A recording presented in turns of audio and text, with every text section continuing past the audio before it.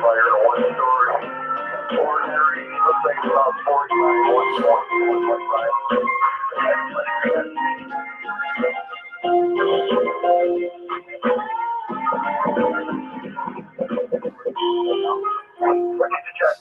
Flat 5, flat 5. Number 273 273. The 273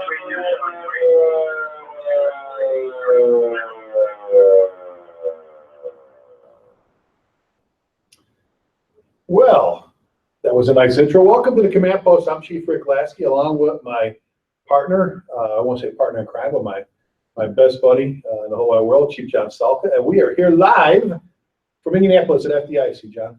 Absolutely. You just got back from Europe. What was it was a tour. You were on a tour, right? Was that what you were? No tour. We were just on vacation in Cancun. That's all. Cancun, okay. I saw that. They made you. Just a short couple of weeks. Anybody see the video? Anybody see the video of him with was that sombrero and you had to dance and do something else? Oh or whatever? my God! Every night they had a show, a nice little show, and my wife volunteered me because they always ask for volunteers from the audience to make idiots out of, and I was one of them one night.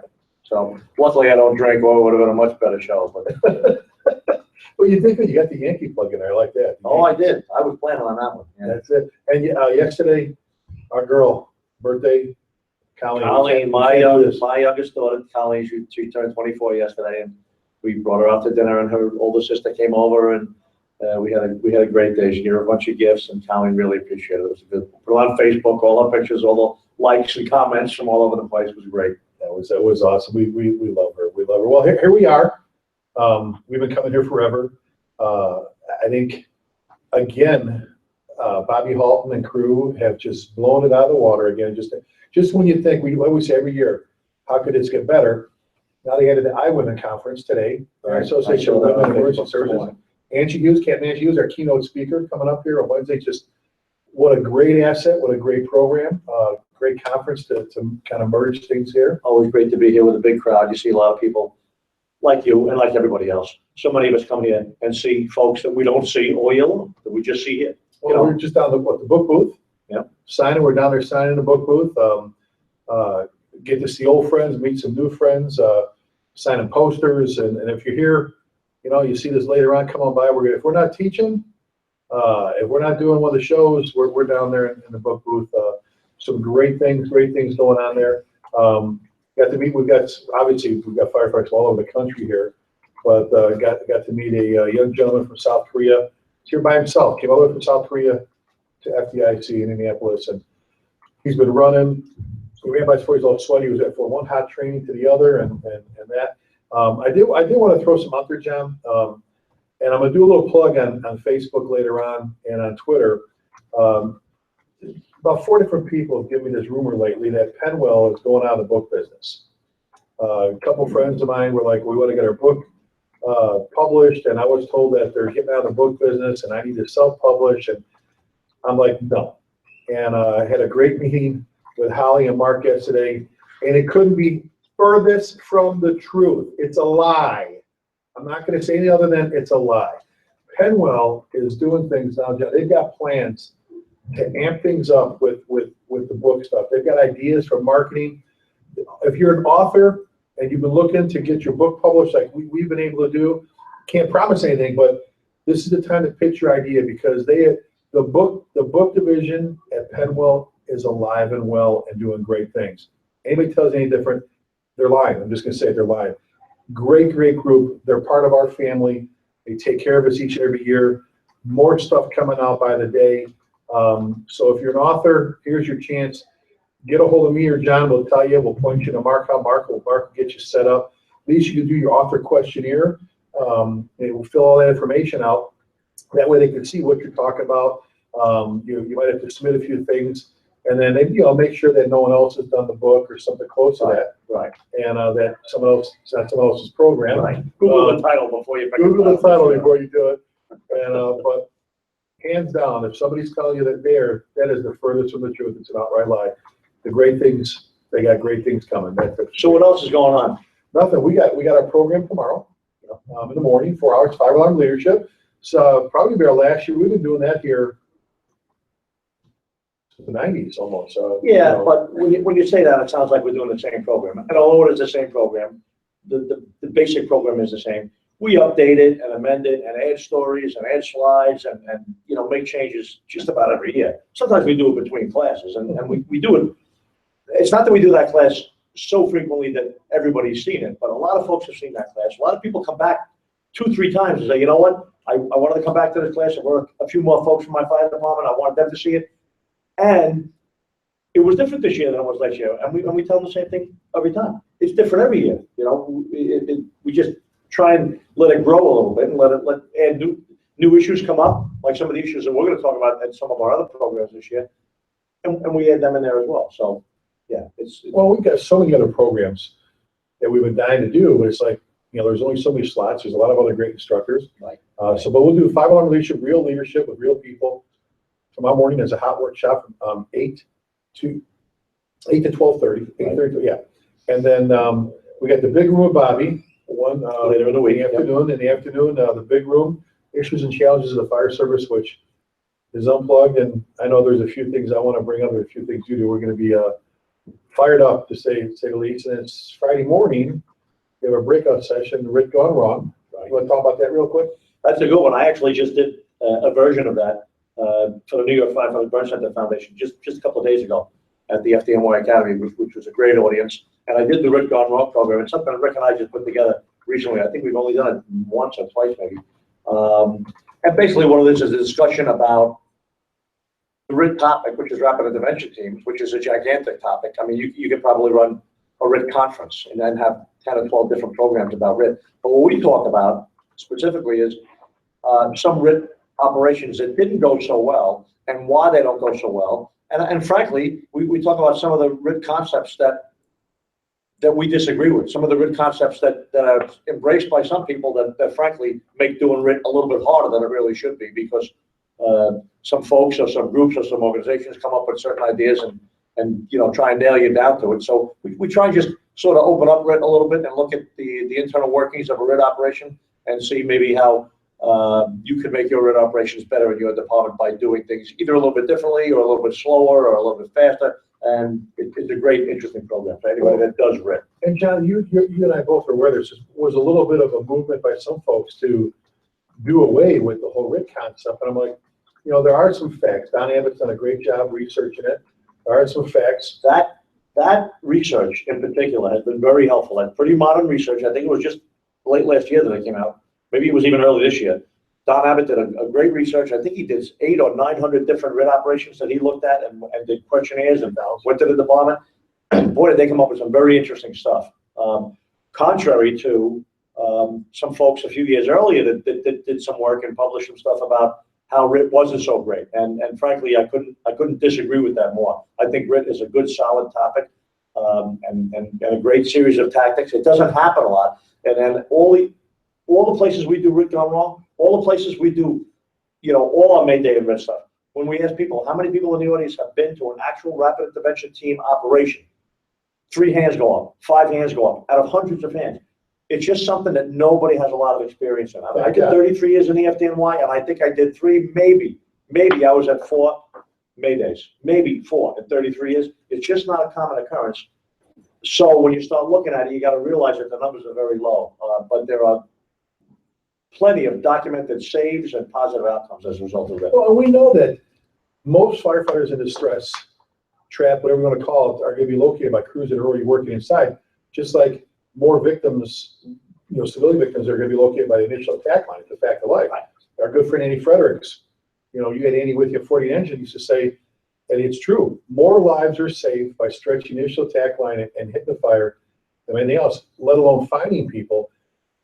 And John, my very first article I did in the 90s for fire engineering was more or less it started out to be like a editorial thing, editor's opinion, was rapid interventions, mostly attitude.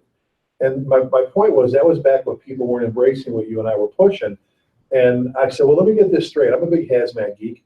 I'll get the honor next month or in June of being a keynoter for the IT's Hazmat Conference again, a great group. Nobody, John, will put anybody in level A suits to mitigate a hazmat incident without having a backup team. Okay, if you do that without a backup team, you will get fined. They don't even hesitate to put someone When's the last time we've been running and rescuing firefighters at hazmat at the level 8 suits? Okay? You don't do dive operations without putting a safety diver in the water. You don't do a high angle pick off a hotel or all your stuff you do with your high rises net without someone on belay. So why is it so difficult for people to go, you know, what's wrong with having a team? You know, we have a extraction team in the military. They have an extraction team that's there to go and get people out and do things. What's so wrong with us having a couple of firefighters standing by in case our own people get trouble? Right. And there's plenty of other issues related to RID and FAST and firefighter rescue. And that's really what the program is all about. And it's just so interesting, whether it's, you know, how many people are on your team and when are they assigned and what kind of training regimen do you have? A lot of people have a RID team, but they don't have any training. They don't have a RID training. You know what? You could be a firefighter with 30 years on the job. You could have a 30-year firefighter with a truck that could use any hand tool and force any door, and he might not be a very good RID team member because RID team tactics are pretty RID team specific. You really got to train on RID tactics to be a good RID team member. And a lot of places don't have a good training record to start with, never mind adding a whole separate regimen of training just on RID. Well, if somebody else focused in on, you know, 2 people aren't going to be able to drive, and I'm like, whoever said 2? They settled with the IREC, with the initial team being 2 people, but let me just point this out real quick. We talk about this in our class all the time. We'll talk about Friday. 2 firefighters could throw a ladder for you at a window. 1 firefighter could throw a ladder for you, come to the window, and you got to bail and get out. 2 firefighters can reach you inside and begin to initiate the rescue. Maybe if they do nothing but drag you, close the door, get you to a window, or get you back on air. Get you back on air. Maybe another team's got to come in and finish. You know, but we never said that 2 firefighters are going to find you in the 2nd floor of this large 2-story single-family building, drag you across carpeting, drag you off. We've never said that.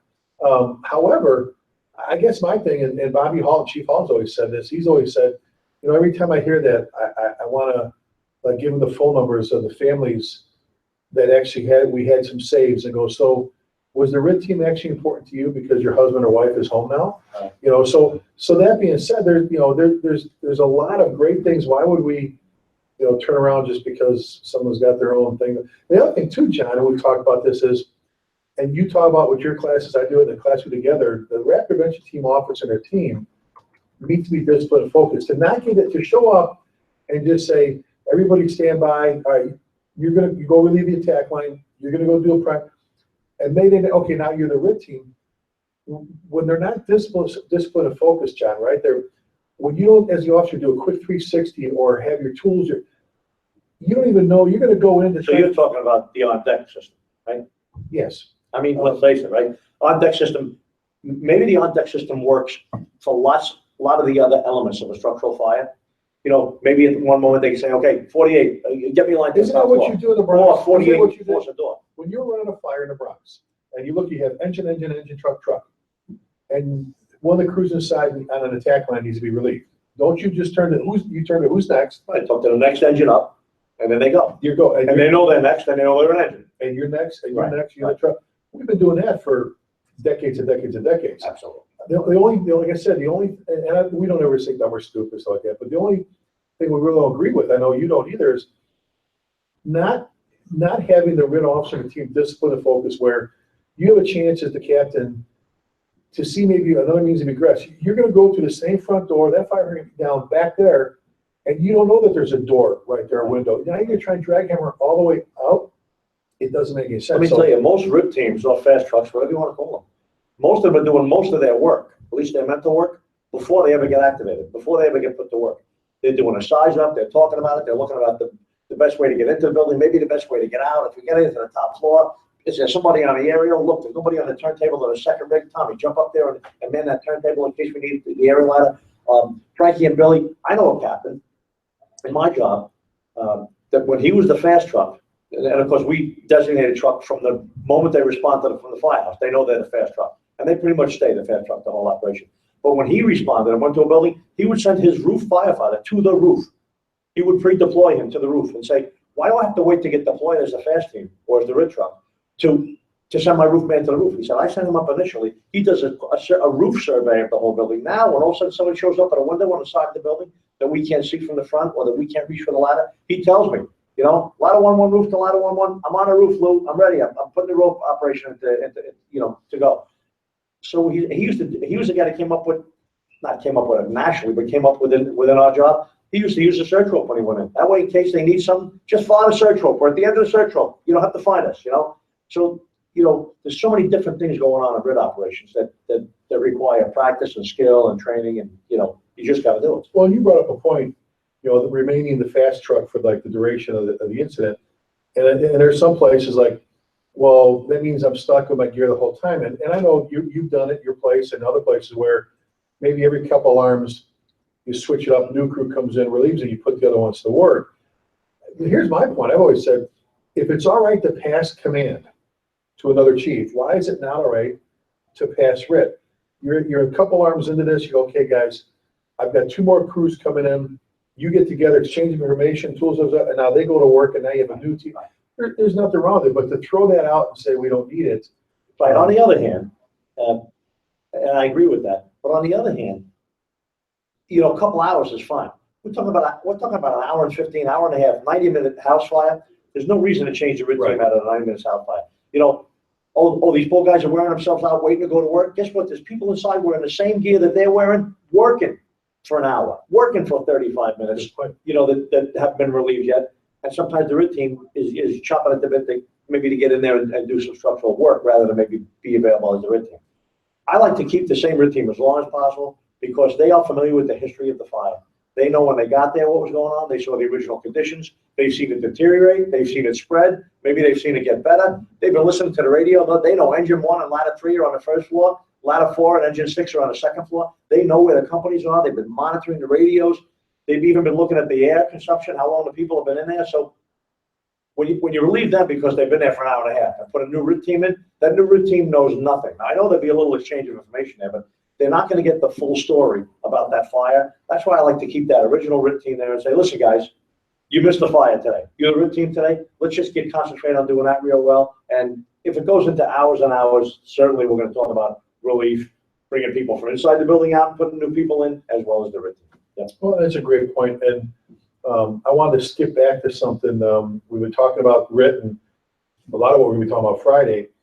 I've asked you this on multiple occasions, and I just love when I can get you on a roll with this one particular point. Tactics and strategy-wise. We talked about Andy. You had Andy with you for a long time when you're captain on 48. I saw some pictures of you, Matty Daly. Matty, did you saw the pictures he's posted? Great. I got you coming out of fires and all your guys and everything else. The importance, we talked about this, and we always joke back and forth, John's the engine guy and the truck guy and all this stuff and so on and so forth, but there's absolutely no argument the importance of stretching the initial attack line, getting water to the seat of fire, getting water on the fire. We talk about just nobody wants to stretch hose anymore. We'll talk about that in a second. They rub their saws, they spin their turntables around, but they pull the hose off the cross blade. It's folded, stays folded because they haven't pulled it like in months and months instead of practice to stretch all the time. First part of this, 2-part. First part is the importance, John, of stretching that initial attack. All the fire, you've been to thousands of fires. On 40 an engine, 10 to 15 fires a day sometimes on a shift, the importance for these young firefighters that may not have all those calls going of getting that initial attack line inside now. Right. I mean, obviously, more recently, the issue of stretching a line in versus using it outside has been topical, but it still comes back down to getting water on the fire, And I still must stress, because I strongly believe that the interior line, the interior aggressive attack is certainly the way to go for a number of reasons. Number one, it gets you into the building, and there's a million questions I could ask about where's the fire and where's the closest access to it and stuff like that. But there's also people inside the building too. You said it, and we know it's true. A lot of people have discovered, a lot of people are stumbled upon by the first engine stretching a hose line into a bedroom fire, and they find the homeowner in the hallway unconscious, and they drag her out quickly with one of the crew members, and the other crew continues to put the fire out. But the point is that's the whole object of the fire department. There's no fire departments without engines. There's no fire departments without hose. There are fire departments without trucks. There are fire departments that don't have rescues. There are fire departments that don't have hydraulic forcible entry tools, but there's no fire department that doesn't have an engine and a pump and hose and water. And that's the bottom line. That's the basic level of service of any fire department, is to be able to get to a building that's on fire and put water on the fire and extinguish the fire. All the other stuff that we add onto that, maybe increases the ability to get it done quickly, increases the ability to save a building or to keep it to one building or to maybe rescue people as well. But still that basic premise of stretching the first hose line into a building, commercial, public, residential, private dwelling, doesn't really matter what it is. There's different criteria to go along with those, maybe different size hose lines, maybe even different crews required, but nothing beats that. Nothing is more important than stretching on the first hose line into a structural Get fire. water out of fire. So, which leads to part two. You and I are both all about training, about the basics, and it's great to have all the ropes and carabiners and the rest of that stuff that we're into. But let's get back to talking about stretch and hose. We don't have to have a burn tower. We don't have to have a training facility. We don't have to have that to practice stretching hose. Okay? Let's talk, and just for a minute, take a moment to talk about some of your thoughts, ideas on how easy it is and how you would have, if you got a fire department, first off, John, that doesn't have a fancy or a nice training facility or a burn building, how difficult is it for them to go and stretch hose and practice over and over and lead out? And I gotta tell you, it's a piece of cake because number one, the volunteer fire department in my little town, that's what they do. And you know what they do? Often they do it right at the firehouse. They'll pull the rig out, pull the rig out of the firehouse, drive around to the back of the firehouse, stop the rig as if they were responding. Guys are on the rig, they stop the rig, get off the rig, and then somebody tells them, oh, here's the fire. I'm glad you guys got here right away. And they'll run around the back of the firehouse and point to whatever, an X, an orange cone on the grass. There it is. Now it's 350 feet from the rig because the rig is parked around the back of the firehouse. They made it. Now the guys, okay, guys, let's go. Stretch a line, 1.75 inches, 2.5. Now they got to start stretching what? Around the parked cars at the firehouse, around the corner of the building, around the telephone pole that the siren is mounted on, the mailbox. Well, they can do that 3 times a night and then repack the hose and realize, holy cow, we should have put a guy at the car to feed the hose around the car. The first couple got caught under the wheel. Start to learn all those lessons about pulling hose lines around what? Around buildings, around poles, around cars, which you have everywhere. You know, that's just getting a hose line something like that. We didn't even go in anywhere yet. You know, never mind, if you want to go in, you can do that too. But all you need is any venue, any facility, including the firehouse. It's just very easy to do. You can stretch right at the apparatus floor, stretch the lines around the rigs that aren't pulled out, the rigs that are still in place inside quarters. Very easy to do. The more people get their gloved hands on a piece of hose, on a nozzle, on a pump, the easier it's going to go at the next fire. Well, you watch the videos now. We're big into telling people, watch the videos on YouTube, watch the smoke, watch the fire. It's frustrating because there's times you're watching it, okay, the neighbor's filming it, and it's blowing and going out a window and all that. And you're saying, one of these guys is going to get water in the line. And yeah, and they pull up and they dump a pile of hose, and I'm like, and we always want people, don't be the armchair, just sit back, don't say nothing, just watch. But you almost want to yell at the screen going, will somebody charge the line? And it's like their first time stretching hose. Remember one place I told you, they asked us, we were talking about particular stretches, did a tactics class, and afterwards we went on the apparatus, but you've heard me tell the story before, right? And they go to pull the crosslay off, and a tree branch came off, and a smashed up Coke can. And they ching on the floor, and they start laughing. I said, well, they go off, we had the football team during the homecoming parade up on the rig, and I'm going, it was like March. Homecoming's in fall, and then like September, October. Like, you haven't pulled this hose for either job or what? Yeah, like, how do now you, it's understandable that they haven't had a fire because Yeah. a lot of the departments don't have it. But you haven't had a drill. You haven't pulled this hose for training, right? Unless you got a separate training prop somewhere, which would be wonderful. I still can't believe you haven't pulled a piece of hose off your rig in a couple of months. and then they were embarrassed, but you know what? I think things have changed there ever since that day, because we talked about that, because we stopped, paused, and said, let's stop right here. Let's talk about this, because Sometimes it takes one good experience. What did the guy just tell us 15 minutes ago at the book booth? Guy walked up to us and said, hey, Chiefs, hey, guys, I took your class last year, me and my company officer and my shift commander, and man, oh man, this guy, I can't believe he came to the class, but he did, and he was a real tough guy to work for. Every time we tried to do something, he didn't want to do it. Now, he went 180 degrees. He's like leading the charge. He's the best guy in the firehouse. I love working with him.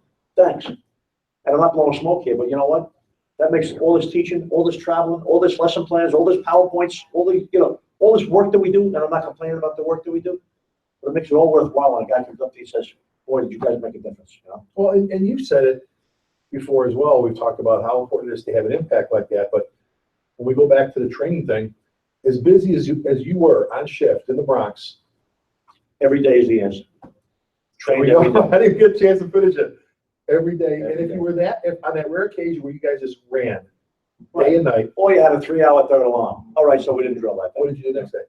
Right. Of course. Do you remember the time we're coming back at like 2 a.m? I think it was a pot of meat in one of the high rise, one of the projects, whatever. It's like 2 a.m. I'm like, I'm in that buggy with you, and I'm back. So I'm going, can we just go back to the firehouse? And we didn't leave because 45 engine was doing what? Yeah, the Proby was showing the hose. Yeah. Bro, 2 a.m. He's Because he had difficulty pulling a line at the fire, so, or whatever it was, had a question, now we're showing him how to do it. It's not like, oh, we'll talk about it tomorrow. To me, no, we'll talk about it right now, you know? Well, here, I love, for some of our listeners today, for some of our viewers, and I asked John to tell this story often because it has just tremendous impact. He kind of embarrassed our whole fire department. I'd say at least all our drivers, when the first time he came to talk for us back in like 2000, when it came to hydrants. And he talked about a guy named Willie Tracy. And when he left, everything changed for the majority of our drivers from that point forward about something as simple. We're talking about training, and this is what we think about it was probies and all this stuff. I got to ask you, I've asked you 1,000 times, and I'm not even exaggerating to tell that story. Walk us through Willie Tracy's day. Yeah. Tell us who Willie Tracy was. Willie Tracy was one of my chauffeurs in 48 engine, great guy, senior man in the company, you know. I think Willie was there his whole career. I think he got appointed there as Proby. Just a great guy. Right in the front seat with him, he was driving, I was the officer, it was just great. And nobody did more than Willie Tracy. Boy, talk about, you know, being on a job and into the job, he was into the job. And he was the engineer, he was the chauffeur, we call him the engine company chauffeur. And every run we went on, every run, where the rig stopped, at a hydrant. We could be first due, we could be second due, we could be third due. I mean, it was always the right place, but no matter where it was, we were always at a hydrant. And of course, whenever we came out, you know, I was the engine officer, would often go in looking for the apartment. I'd walk in with the truck, the engine guys would be outside at the back step waiting for the stretch. I would come out, there's a wet spot next to the hydrant. Because Willie Tracy jumped right on that hydrant. Could be 1 o'clock in the morning, 1 o'clock in the afternoon, doesn't really matter when. Could be snowing, could be raining. He unasked the rig and went over there, checked the hydrant, make sure it was draining, took the cap off, flushed it a little bit, ran it, put the cap back on. Every time. We could be on an EMS run. We come out from an EMS run. We're inside doing CPR or you know, taking care of somebody's minor injury. We come out, there's a wet spot next to the hydrant. He never failed to take advantage, to test the hydrant, make sure it was still good. I said, in the course of a 24-hour shift, or maybe over the course of a week, Willie Tracy probably checked and tested more hydrants than most guys do on our semi-annual hydrant inspection, where we go out for a couple hours and test hydrants. Nothing but test hydrants. Well, and talk about, because I brought up shoulder to hose at 2 a.m. You guys are on your way back from a run. Right, run our way back from the run running. I'll never forget it. Again, it's like 2 a.m. We were third due at a hospital, an automatic alarm or something. And we're driving back to the firehouse now. And what's everybody thinking about at 2 o'clock in the morning? Think about getting back, jumping back in the rack again, right? Whether it was your first run after midnight or your third, right? So we're driving, cruising along, all of a sudden, the rig slows down, pulls to the side. I look over Willie. He's hopping out of the rig already. I think maybe he sees something. What's going on? Also, I see he's got the Proby out of the back door. And there's a hydrant plug. There's a hydrant right there. We're right next to a hydrant. And he's telling the Proby, okay, here's your hydrant. Where's the hydrant wrench? Select the right hydrant wrench. And he used to keep the couple of different hydrant wrenches that we had right under the chauffeur seat. So he left his door open. And the kid knew, the Proby knew that that's where the hydrant wrenches were. But he knew he had to select the right one based on the hydrant. We have some locking devices that we have on some of our hydrants, and there's a couple of variations. So you've got to pick the right hydrant wrench, or the one that has 3 different options on it. You still have to be able to look at the hydrant and get it open real quick. And here we are at 2 o'clock in the morning.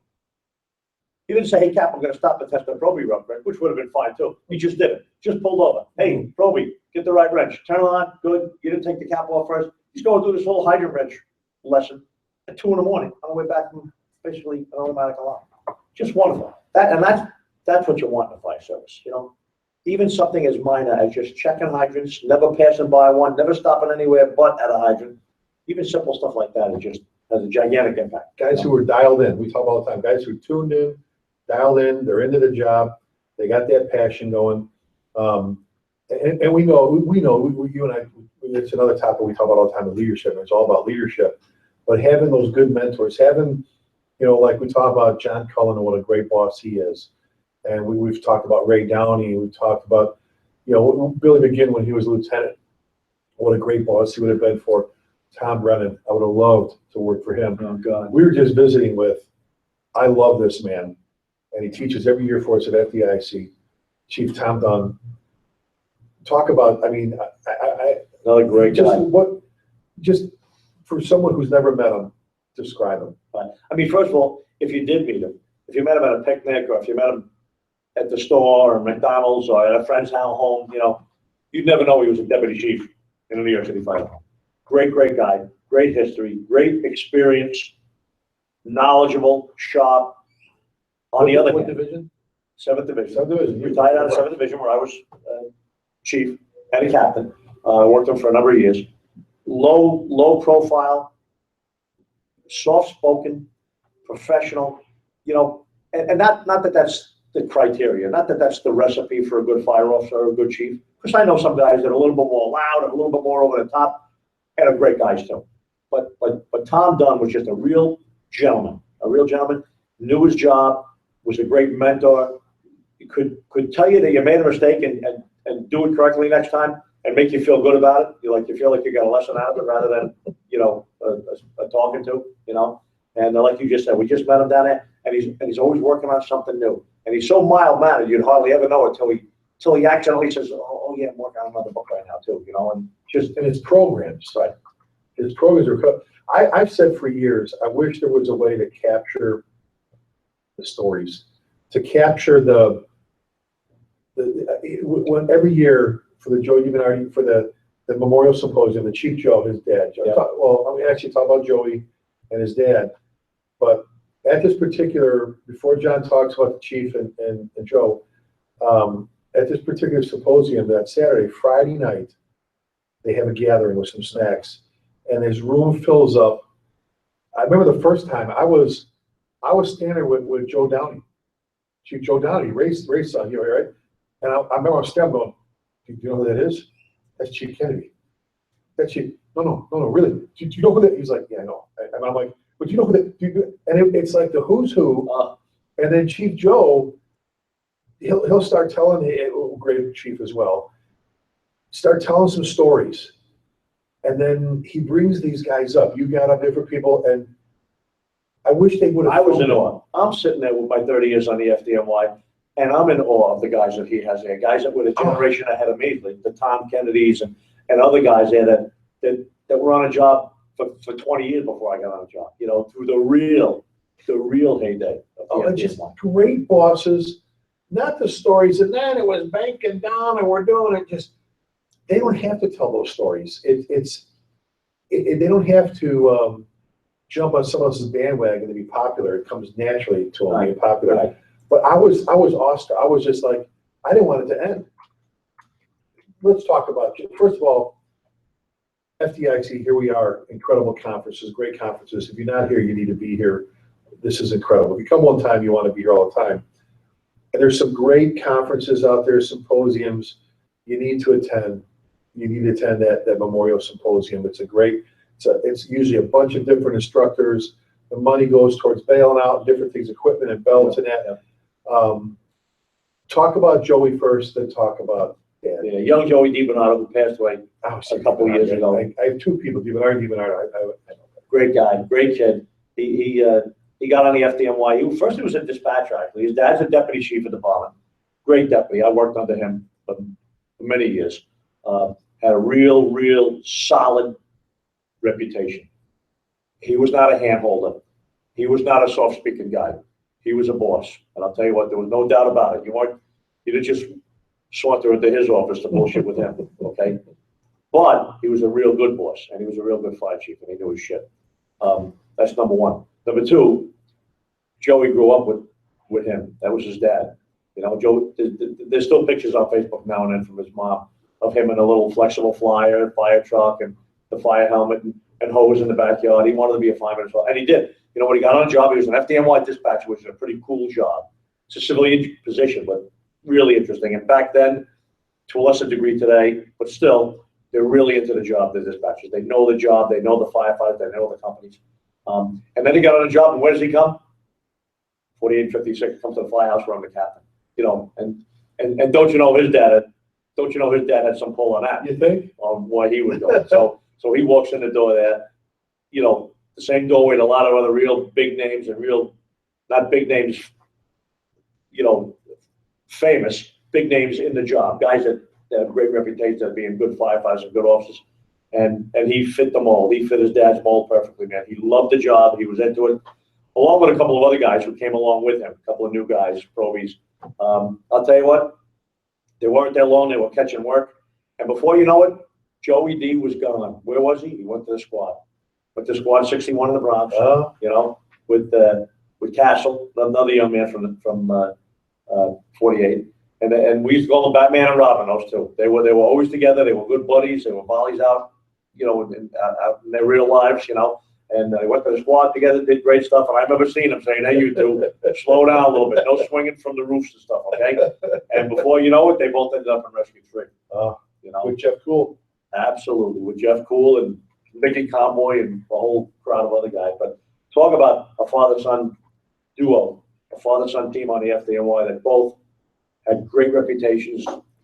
Joey left us, you know, suddenly and very young, you know, as a result of a number of things, including that, you know, jumping off that 5-story building. And Jeff Cool, I love Jeff. Jeff tells a story. They're both in the window.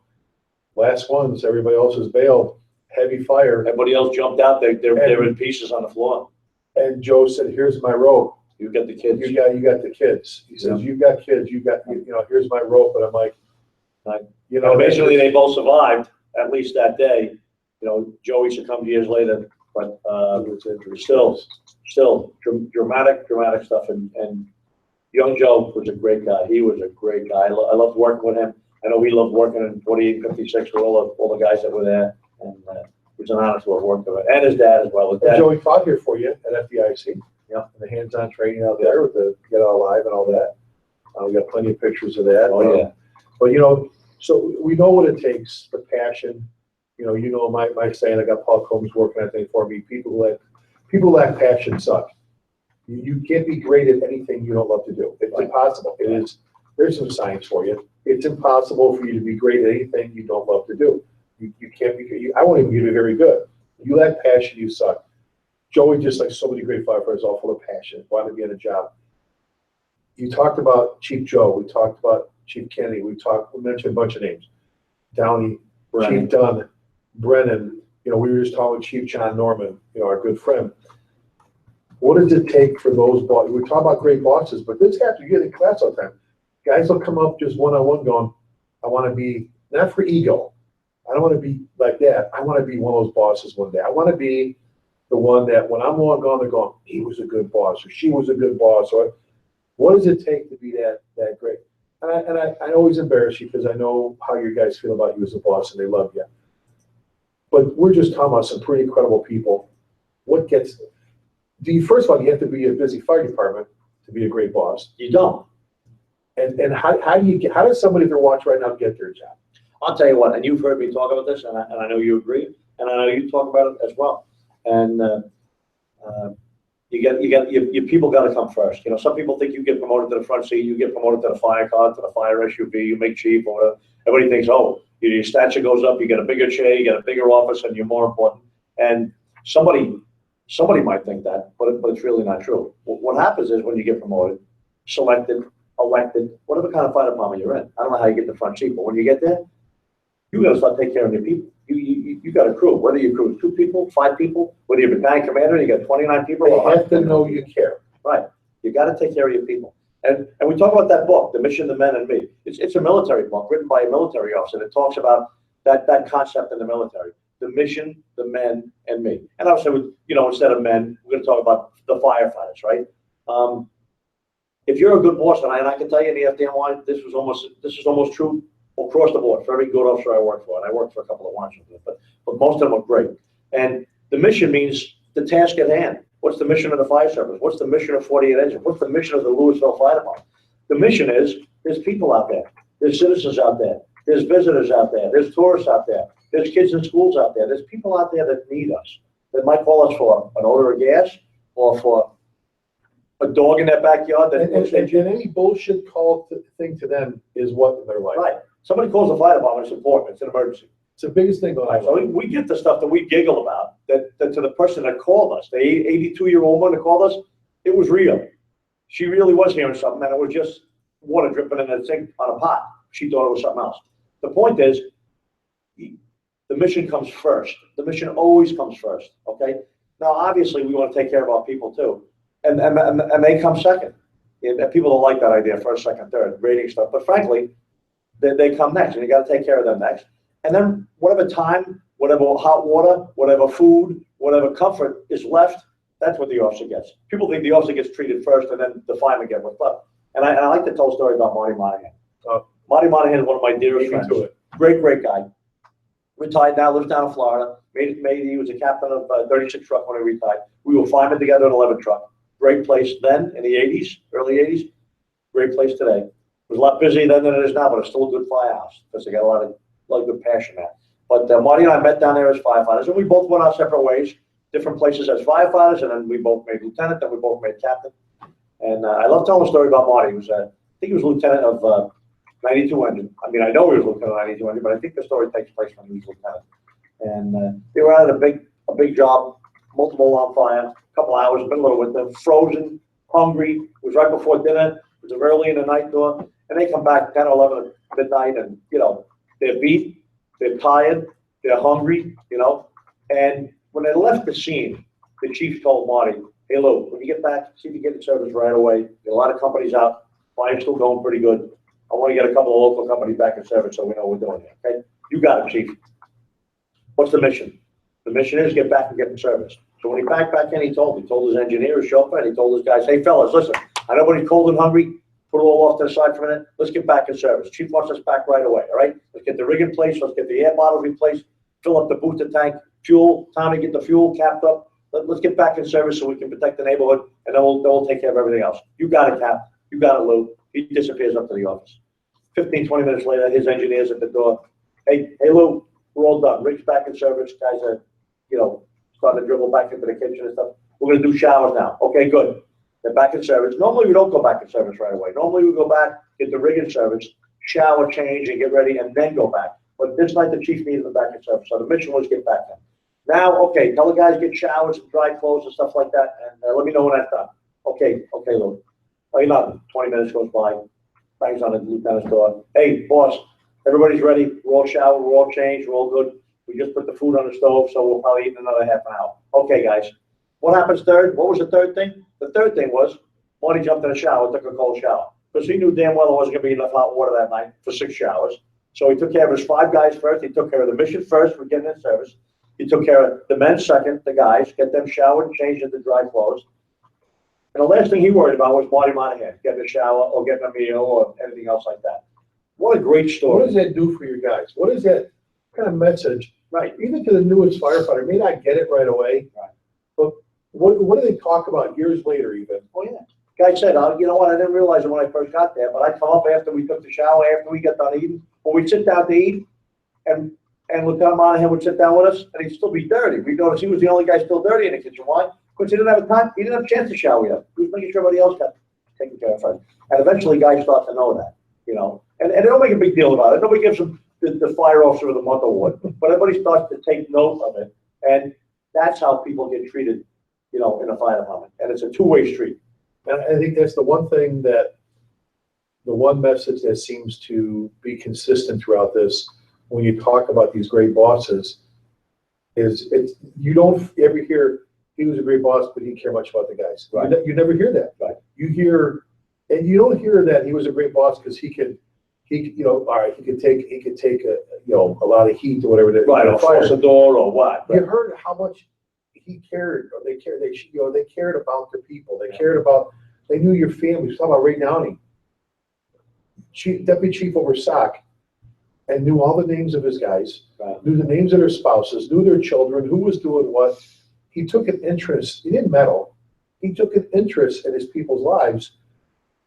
They're just. And what says more about a guy, how he thinks about you, than when a chief or a captain or lieutenant, any boss, any officer, anybody in a leadership role, what says more about them when they walk into the kitchen? 3, 4 guys sitting around the kitchen table, or 6 or 7 guys at a shift change, right?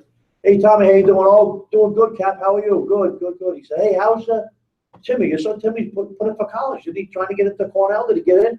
"Yes, he did. He just got into Cornell. He's so happy." And, to see that your boss remembers, what's going on in your life, that he cares a little bit about that. Like you said, he's not meddling. He's not minding his own, somebody else's business. But to think that the guy that rides with you in a rig also thinks about your family and your wife, and gee, how'd that house go? You put an offer on a house. Weren't you guys looking to move to the other side of town? How'd that go? Oh yeah, we did. We got it. We're going to go to closing next month. And gee, I appreciate you asking. Took a lot out of it. And they did that. They picked up on that, those guys, because they didn't sit down and run their mouth because I'm the boss, I'm the boss, I'm the boss. They actually sat down sometimes at the kitchen table and they did what? Right. And they listened. And they picked up on conversations. I told you that story 100 times, how I used to talk a lot when I was a fireman. I talk a lot now, but I mean, I used to talk a lot at the kitchen table because I was a good shop breaker, you know what I'm saying? Which most firemen are, right? But then as you start to go up through the ranks, sometimes you gotta heal a little bit. Sometimes you gotta slow down. So you're a lieutenant. You're one rank up off the firefighters, you know. You're the boss, but you're still just a company officer. So you can get involved in some of the kidding around in the firehouse, some of the jokes. Then I remember making captain, another step up, not up into the hierarchy, you know, up in the ranks. You got to start acting a little bit differently. And maybe I'd kid around once in a while, but not much, I must say. I was a captain. I was a pretty serious guy, not overly serious, but you know. Then you make chief, and you sort of, you know what I tell guys, you're out of the club. I got the bad news for you. You're out of the club.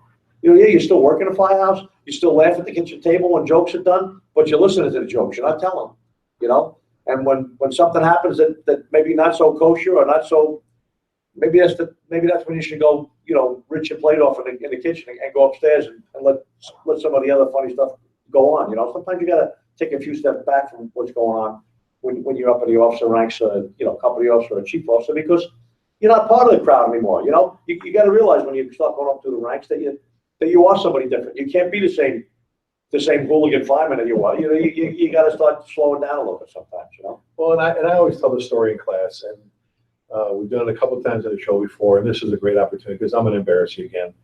But I love the story at your retirement deal, and you know where I'm going with this one, where I went out and rode with John his last shift in the Bronx. I've told this story, but it's just such 5 years ago now. 5 years ago almost. Yeah, but he's got his volunteer fire chief's car. He's still an active volunteer. The only problem is he's been so used to having a driver who run down to his chief's car in his driveway, and he sits in the passenger seat waiting for someone to drive him to the call. Anyway,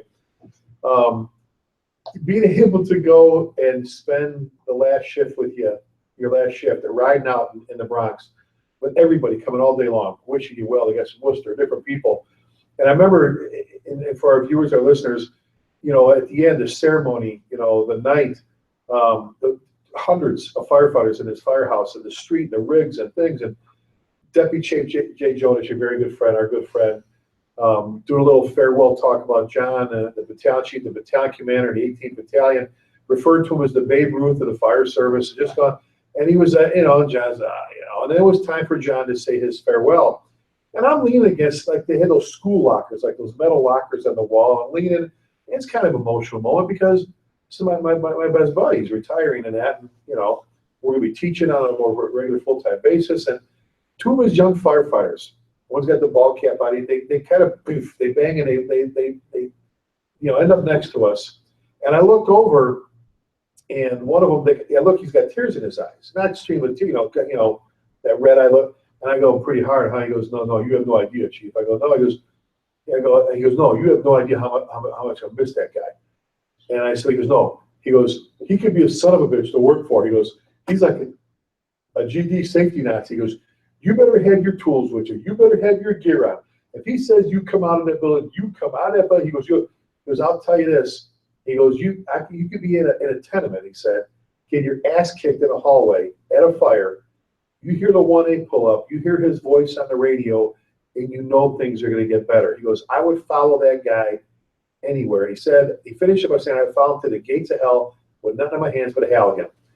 And as a firefighter, one of the greatest, I heard Captain Kurzrock say this about my dad in 6th grade. He came to do a talk at the fire department. And I remember he goes, Ricky, he pointed, goes, his dad's a good fireman. Back in the old days, they would say, he's a good fireman. I would say, what, good firefighter. She or he is a good firefighter. The ultimate compliment for a boss, for a leader, is just that I would follow him or her anywhere. And I'll never forget that as long as I live. And I know I always bear with you in class because you're like, you know, but that says something. When you have young firefighters, they adore, they love working for you.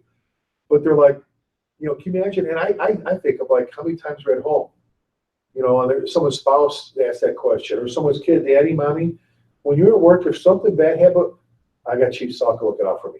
You know, that whole thing, that doesn't happen on accident. That happens because there's great bosses like yourself and Chief Kennedy and Chief Downey and Chief Dunn and Chief Norr, all these And great Chief bosses. Lasky.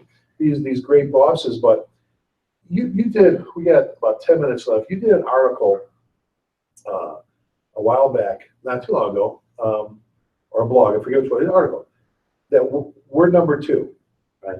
Because lately there's a lot of, I call them Facebook firefighters, that have taken opportunity to say, yeah, this is my thing. We go into the schools and we teach little kids about fire prevention. And we say, if you're in your bedroom at night, because most places, most families, the kid's bedroom, when you put them to bed at night, you close the door. We always close the door in the bedroom.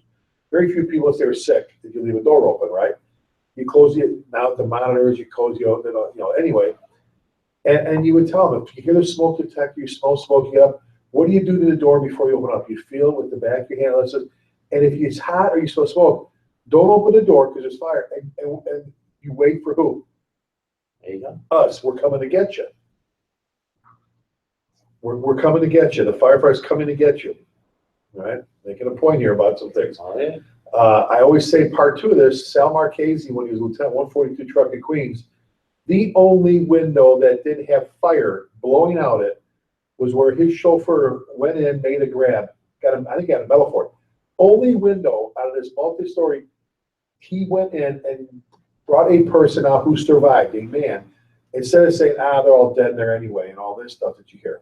We're telling little kids, don't open the door because if there's fire, don't worry, the firefighter's coming to get you.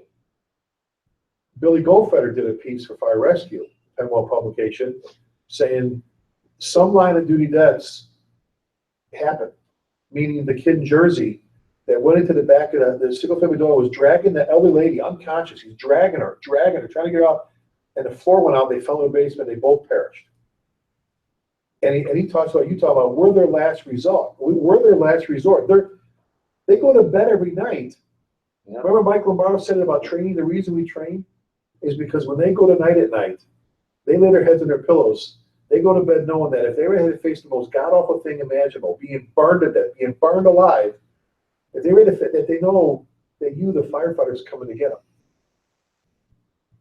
Talk about, when we close things out here, this whole we're number 2 versus number 1. Some people don't get that. I know, and really that article came from this discussion, and it sort of has infiltrated into a lot of other areas of things that we do, but there's this, I think it's a misunderstanding. There's this misunderstanding in the fire service that we are number 1, that firefighters come first, our lives are the most important, and everything else, takes a place somewhere after that. And I couldn't disagree with that more. I mean, we know we're important. I think I wrote the article. When I wrote it, the first thing I wrote was nothing's more important to me than my firefighters, than their safety, their survival, their professional development, their comfort. We just did the mission, the men and me, right? They're number 2. They're right there, right? After the mission. But when you categorize people, yourself, us, them, us meaning firefighters, them meaning the people that we serve and protect, we know that we're important. We know we don't want anybody to get hurt or injured. But sometimes, and I wrote this in the article, I said sometimes at a critical moment at an operation where people's lives are in danger, them, not us, In them. danger. Right. Not they're waiting for. Right. Serious danger, like the danger of maybe not making. Is there another kind? Right. Oh, that's a don't get me started. A few good men, that's our plug. Is there another kind? So you pull up to this building where there's a report of people trapped, and you get there, and now there's people out front telling you there's people trapped. My daughter and my son on the second floor, they're in there. We couldn't get up there. Now, guess what? You have just slipped from number 1 to number 2. We want you to drive safely to that scene. We want you to have your SCBA on properly before you go in.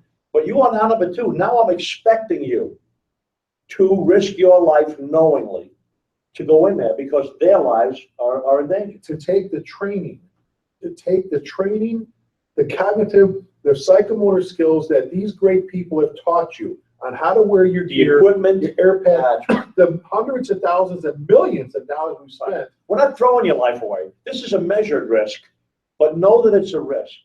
know that you are consciously taking a step from the top step down one step, and you are putting their lives ahead of yours just by entering the building. I ask that question all the time in our class. Do we risk our lives for stuff? Forget lives. Do we risk our lives for stuff? Answer, yes. Every one-line fire that you go to, every room and contents fire at a private dwelling where you know the whole family's out. They meet you at the front lawn. No, it's just my wife and I and our 2 children. We're all out. No pets, no dogs, no visitors. Okay? Now we just have a room on fire. Do we go in? Sure we do. Are you risking your life? Sure you are. It's not dramatic. It's not a dramatic risk. It's a one-room fire. We've been there before, hundreds of times.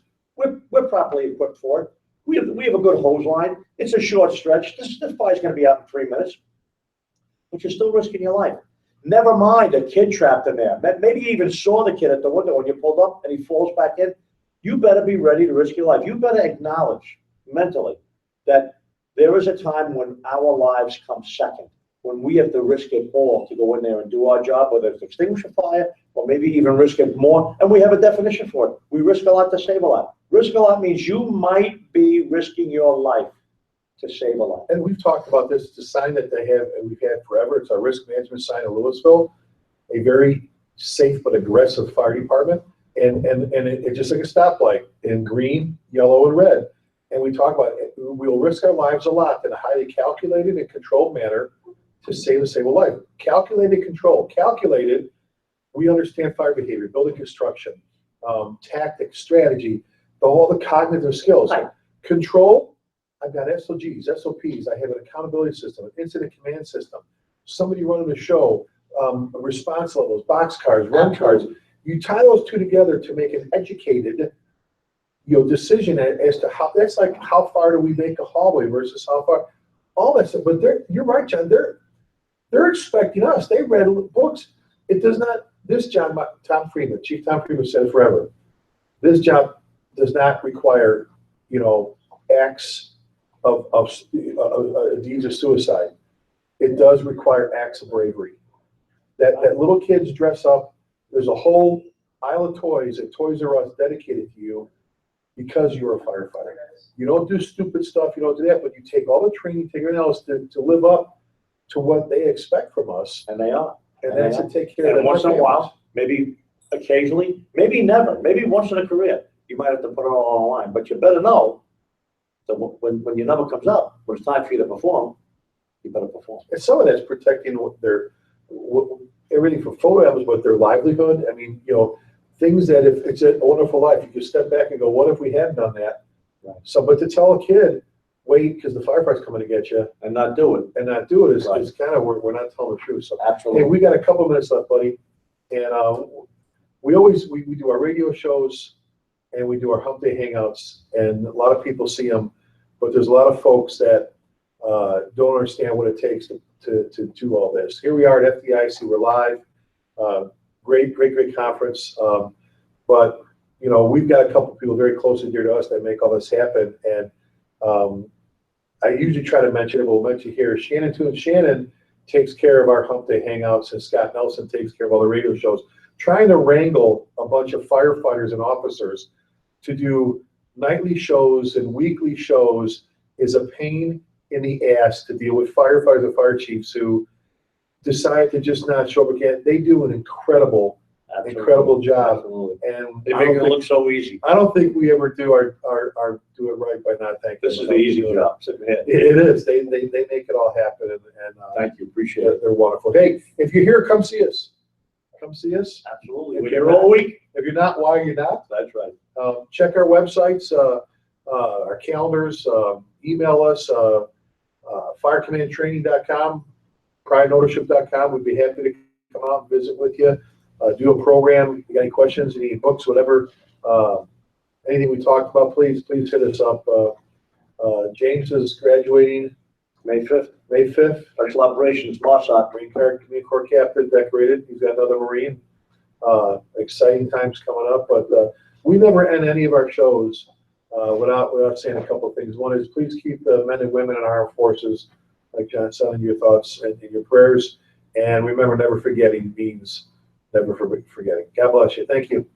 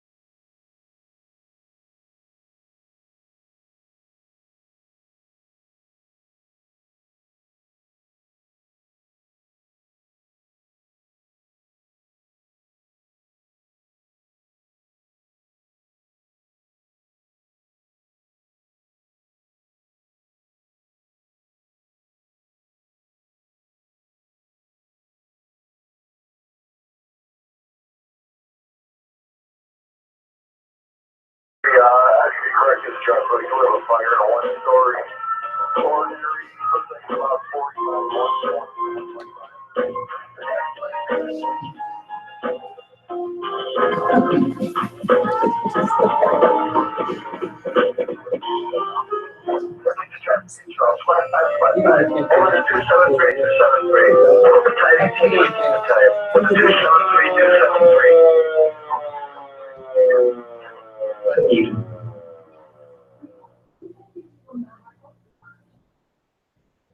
Hey, how you doing? It's Larry Conley, David Conley, the Larry Conley radio show, live this time. Instead of staring at the wall and talking to the computer. Exactly. So we're live here at FDIC 2017. It's been a 6 year here. Right? Yeah. So I'm excited about that. Also really excited about our guest we got here today. We're going to be talking to Chief. Yeah. See, it used to just be Jim when I first met him. Right. Jim Jr., Jimbo. and then now he's Chief Jim Silvernail. So we'll be talking to Jim this hour about his new position, and also talking about his book and where that's evolved. It's really affected a lot of lives and helped make some decisions when it comes to fire tactics out in the suburbs. I wouldn't know anything about that because I'm a city. It's a city. That's why it's good down to and dirty. But that's why it's good to learn. I can learn something from suburban. So, and then we'll be talking about Jim has also been through our leadership class.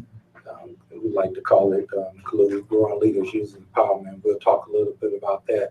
But Jim's been through that class, and we'll talk about that, and also talk about our experience here at FDIC. Some past and what we look forward to this week. So without further ado, and I found out a do is not spelled D-O, it's another way spell of it. Something French, but well, that's another show. You really only want to stay with one. Yeah, right. We only have an hour. You don't want to. So what we're going. Ladies and gentlemen, the incomparable Chief of the Kirkwood Fire Department, Kirkwood, Missouri, Jim Silvernail. Well, thanks for having me here today. So how's it going? It's going great. Thanks for asking me to come along. Yeah, no problem. We're fellow members of the International Society of Fire Service Instructors, both sit on the board presently. And so Jim and I, and let me bring this in. Our friend Brian Zeitz, who's not here, but he said we'll give a shout out because Brian gets jealous. But Brian, we love you. Okay. There was no room on the couch. Right. But anyway, usually we're three amigos hailing from St. Louis, Missouri, and we get around and do a lot of teaching and things around the country. So we always have a lot of fun on the road. But anyway, the reason I want to kind of highlight Jim because Jim had some accomplishments the past year.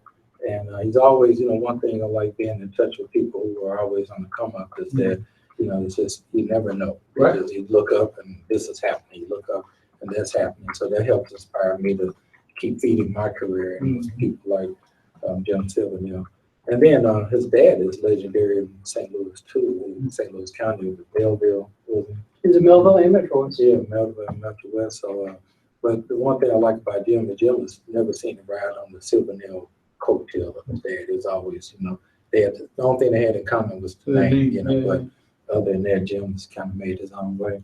So tell us how this whole Kirkwood chief position came about and things like that. Well, the Kirkwood position, if you'd asked me a year ago, about a little bit more than a year ago, because I've been going on here for about a year, but I would have told you you're crazy. I would never have taken it in a million years, but it was one of those opportunities that I was pulled aside and talked to with about, a little bit. And, what a great city the city of Kirkwood is, and I can't say enough about it. And so I took the leap of faith and left the comfy confines of a district and went back to the municipality. But it wasn't a hard decision because, it was a hard decision. I love my job as a battalion chief, and I love the operations aspect. I still try to keep my nose in the operations, but it's just such a great city. It's very storied. It's one of the older cities in the suburbs in the county. It's actually the first established suburb west of the Mississippi. We do a little history lesson for you later. Thank you. But we've been around since 1904 actually. But not as quite as old as the city of St. Louis in 1856, justifiably proud. But we're the queen of the suburb. But anyway, there I am. Here it is, almost a year later, and still here. So how's it been so far taking because it's one thing to be the chief, battalion chief that answer to the fire chief, but now that you're the guy. It was interesting, but like I said, I probably would not have accepted a position outside any other city in Kirkwood because Kirkwood we're a full service city. We have everything. So when I go to do my budget, fleet management helps me out, human resources helps me out, facilities, I've got everything at my disposal to help me out in all those aspects. It makes things a lot easier. I got a great boss. My boss has been he came from South Carolina, but spent there 3 years, but super supportive. And the community itself is super supportive of the fire department. They love the fire department. So anytime we ask for anything, I mean, we try not to ask for more than what we need, but they're always there for us. Yeah, Kirkwood was a great city. I mean, if I had to go to the suburbs, That would be one of the choices. Jim and I had lunch out there not too long ago with Brian Zeitz, and just getting around. I mean, there's been a lot of new development even since I used to hang out there back in the day. Kind of along Lindbergh there, and so there's a lot of. The reason I'm bringing it up because there's a lot of different things to protect as far as loss and older homes. It's a pretty diverse city. Things like that. So the diversity is great. Your main claim to fame, so just being last name Silvernail, of course, is your critically acclaimed suburban fire tactics. So kind of tell us, for those who don't know or come to class this week, kind of where did you get the idea, where that evolved from, where was it when you first presented it here? Because I sat in the class when you first presented here, I was really impressed by it. And then what it has evolved to now, because it's really evolved since then. Suburban fire tactics really is an evolution from FDIC. I was coming to this conference as long as I can remember, racking up tons of credit card debt, but it was well worth it. And attending all the classes I could, attending all the hot classes, attending all the classroom classes, I probably did that for a good 10 years. And then I realized, you know what, there's something still missing as far as talking to the suburban crowd. Don't get me wrong, you should be taking the hands-on from these professionals in the field. Absolutely. I took forcible entry from Bob Morris. I took ladders from Champ. I took, Ray and everybody in the field, which I say, go do that. However, it really struck me one night when I was in the Collada. Yeah, I brought the Collada here. In the Collada, and I asked for ladders 4 from a lieutenant from one of the FDNY rescues. And he said, you can't handle rescue ladders 4 because it doesn't pertain to you. And I started thinking about that. I'm like, yeah, he's absolutely right. We would get hurt in the suburbs trying to use ladders 4. We don't have the resources or the staffing to implement that kind of tactical action. So then I got involved in writing SOGs, preferred operating methods for my department, and then eventually the county, the shared county. Myself and Brian Walsh worked on those, but I started thinking, I'm like, there's a need here. So I applied for my first hour and 45-hour class, which was, I believe, in 2011. I did that, and I wrote my first article for fire engineering. It was entitled Prioritizing Function and Developing Preferred Operating Methods, which was in, I believe, March of 2011. From then, someone said, hey, you know what? You should try to write a book about some of this. And I thought, there's no way I have enough material here. But believe it or not, there was. I had some help, too, from some people who contributed chapters. But so in 2013, we released Suburban Fire Tactics. Since then, I've had 5 articles in fire engineering and evolved into a 4-hour class that I've delivered around the country. And this will be my 7th year at FDIC. And we're trying a new class this year. This will be our hour and 45. This will be my first one, Suburban Fire Tactics from the Right Seat. I was lucky enough last year to do our first video on the material of suburban fire tactics with Dave Casey and Chris Niebling with their best-selling From the Right Seat series. And we used our tactics from suburban fire tactics, and we produced scenarios. And like I said, we released that last year. This class this year is really an evolution from the video, and I'll be doing different scenarios with the material from suburban fire tactics. But that's really where we've come from, and it started off as just a small idea into numerous articles, fire engineering, different classes. I've been up to New York, Texas, all over the country, the West Coast, or not really the West Coast, but the East Coast, and it's just evolved. Sure. So you're proud of the evolution of it? Oh yeah, and if you have an idea, this is a prime example. Who would have thought that 3 guys from St. Louis, or 2 guys from St. Louis, sorry. David, you are from St. Louis, but now we still play guys in the Atlanta, but who would have thought that they would have taken a chance on us? But that's what's such great about fire engineering, is that they see a need around the country for different teaching, curriculum, and that's why I'm here. Yeah, we feel blessed as well, because it's be our 6th year here, and like I said, taking a chance, and the class is really taken off, and so we're really proud of that. Speaking of the class, I know we did it in St. Louis, and our glue class in St. Louis, and it was branded different, but it was the same concept. And so here is for those of you looking for the class, we do a 4-hour tomorrow pre-conference, which is Zero to Hero, where we'll be talking about behavior habits, and then we'll do a hour 45 Zero to Hero on Friday, and then I'll talk about leadership lessons outside of the emergency. So they will be leading the one tomorrow. I'll be leading one, and doing the one on Friday. But the concept we talked out at when you were still at Metro West, and so it was a nice crowd. The house was packed, and we had a lot of exchange and things like that. And we were able to make fun of Jim. Constant is an easy target. I thank you for that. Right. But no, seriously. But you were in the class, and I know you're the head of Kirkwood now. So hopefully we'll be getting a call pretty soon to go to Kirkwood and see it. But anyway, seriously.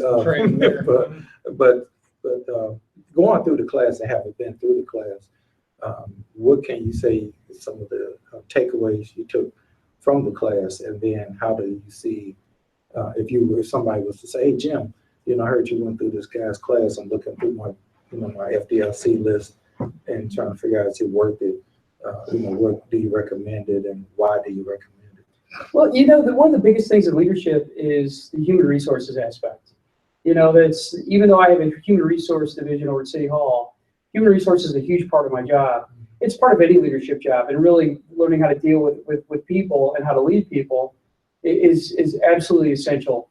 What I took away from your class, it was the outstanding interaction between the students and and you guys, especially David's acting skills helped. Look, there he is.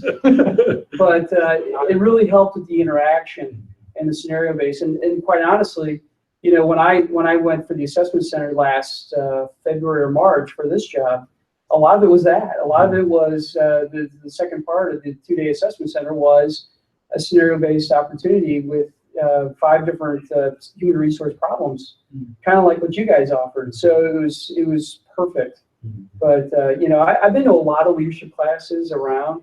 A lot of my friends do the leadership stuff, but your guys was definitely unique in the fact that the interaction aspect, and I think that that's critical, especially not just to refine your skills or build skills, but also if you're about ready to take an assessment center, that's really a great opportunity for somebody. We try to make sure that when we are doing those scenarios, especially the replays, that once you've learned it, then really try to push you, to see that if you can apply those things under pressure, and so hopefully that's the goal, and we don't send people into therapy. But yeah, that's one of the things that we're looking for. But it's good to know that when you then get into something like the assessment center, that you're able to say, I'm somewhat familiar with just this conceptually, Right. and able to kind of deal with that. That's pretty good. Yeah, when we wrote it, I know that a lot of times what makes any conference exciting to firefighters is, since we have natural, ADD, is that we like to, do things with our hands and get dirty and blow stuff up and, walk out saying like, I survived that and that was a great class and things. And when you start talking about, what we consider, soft skills or people skills or things of that nature, those aren't always looked upon with the same drive and vigor as like, let's roll up our sleeves and get dirty and kind of, melt our turnout gear a bit. Right. So sometimes that's what we deal with in, I don't want to say selling the product, but just basically trying to get people to understand that we don't get it right, here, or our interpersonal relationship. It's going to be harder on the fire ground. And you really can't learn soft skills out of a book. No. It's the scenario based, it's life experiences. And I think you guys, brought that pretty well to the classroom. I mean, the same hands-on mentality that you would get out in the field, that's what we try to do in the classes, have that same hands-on or mental application. So just like you would get a physical exercise out in the field, we try to give you a mental exercise when we're doing the class. And that's why a lot of times people walk out and like, wow, this is something Right. that, I didn't see coming, because they thought they was just going to basically sit through a slideshow. And we try to make sure that it's not a slideshow, you will work and you will have something that you can leave and take with you and not only apply it at the firehouse, but be able to apply it, period, at home, in your community, and just your basic interpersonal relationships. I can't tell you how many times, I'm not saying ain't nothing's 100%, because you never know how another person's going to act or react to whatever. But I can tell you, it's done saved me a lot of headache just applying the principle, especially when you got teenagers. Oh, It'll yeah. take you through some stuff where you like, before I get arrested, let me try this glue thing. So glue has kept me out of jail. This is like a confession, So this is a good thing we're going there. What's going to be different about the suburban fire tactics from the right seat than previous suburban fire tactic presentations? The first couple suburban fire tactics really, and like you said, it's all an evolution, but it'll evolve from my material into more scenario-based problems, if you will, challenges that we deal with every day in suburban America. And what we do is, not only just throw you a house fire or a structure fire or a building fire or anything, we'll also change the circumstances. Because, our biggest concept of suburban fire tactics really are different tactics, same objectives. But as you know, that the circumstances really drive your standard operating guidelines. So what we'll do is we'll throw different scenarios such as, okay, now you got 3 people. Okay, now your second due is delayed. What do you do? You arrive with a quint, which you're familiar with. What do you do now? It's a simple. It's a simple answer, but people get very confused. It's like, okay, I'm trying to do both truck work and engine work, but that's not the case. If you're first due, you're an engine. And then if you roll it, but you got to own the front of the building regardless. And then your arrival order will determine your functionality on the fire ground. And it's going to be different for every circumstance. We take it for granted. I mean, you guys get 4 on an engine all the time. We sometimes roll with 3. Okay. And but there's some places in this country that roll with 2 even. Wow. So you really got to adapt your tactics, your standard operating guidelines for your agency. You can't just take Kirkwood, scratch off Kirkwood, and write my fire department, or take St. Louis Fire Department, scratch it off, and put wherever.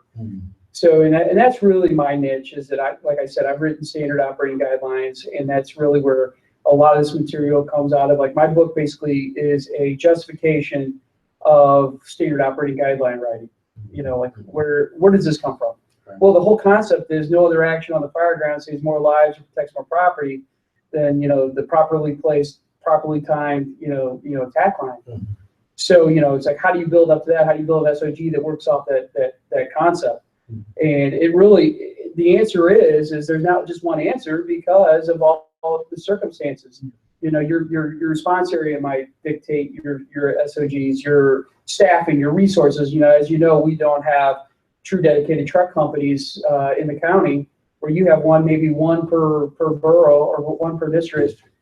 And, whereas opposed to New York where they have one per engine house almost, so obviously their operating guidelines are going to be a lot different than ours, so, but that's really what the class is going to capture. It's going to give people an opportunity to think off of, and what I've done is I've cut snippets out of the video and I use them. You'll see the truck responding, you'll see the pull up, you'll see the actual SIMG share of the 360 of the structure. And then we say, hey, now what? And then I have key points as to what we should look for in that scenario. And once again, they're going to be different for every agency, but it makes people think and it makes them go back. And my main thing is if you don't have standard operating guidelines, preferred operating methods, whatever you call them, I don't care. You just have to have some kind of playbook, because if you throw resources at a fire and don't have a playbook, well then you're really behind the eight ball. Yeah. So. So will this be it where the class is a team trying to navigate or mitigate each circumstance, or will it be like an individual coming up? It'll be more of a hypothetical, because in the hour 45, it's not really tailored toward a workshop, but I'm going to throw it out there anyway, make people stimulate ideas, and I'll take a couple. It's not like the 4-hour workshop or the 4-hour, workshops where you can actually get, involvement. I'm going to stimulate and then, take some stuff away and allow for some answers, but not quite like the 4-hour setting, but it will evolve into that, I'm hoping, so. As far as from a leadership standpoint, so part of your vision is being the fire chief of Kirkwood. Did you walk in like, good, now I got my own little toy store to do suburban fire tactics or whatever? I mean, how did that? No. How do you skillfully put all that in the mix of being the fire chief and knowing what you believe as far as your tactics are concerned, and what was Kirkwood doing already? There's some changes you need to see be made, or how's that? We're in a really weird predicament, and then we sit right in the middle of the county. So in our county, you have the Central Core, you have the West County group, the North County groups, and we're all trying to go to a centralized SOG in St. Louis County. We're kind of getting there, but it's kind of difficult. Now, I did have the advantage, like you being an instructor at the County Fire Academy. I had a good idea of what I was inheriting. The great guys, we have a great amount of resources. But I knew that there's an opportunity here to take it a little further, and it's easy to get my people on board. The hard thing is getting the mutual aid and the automatic aid all on the same path, and that's really what we fight in the county. We have over 88 paid fire companies in St. Louis County, but they're represented by 43 different agencies. So you have from my travels across the country, it's very typical. Any good sized city has that in their suburbs. There will be a time in the country where we do have some kind of consolidation. It's just not happening right now. Right.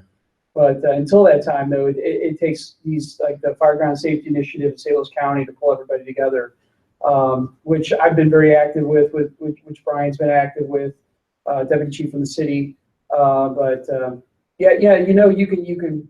I mean, the guys know where I'm coming from, and they know my concepts. But like I said, the hard part is getting everybody together, right?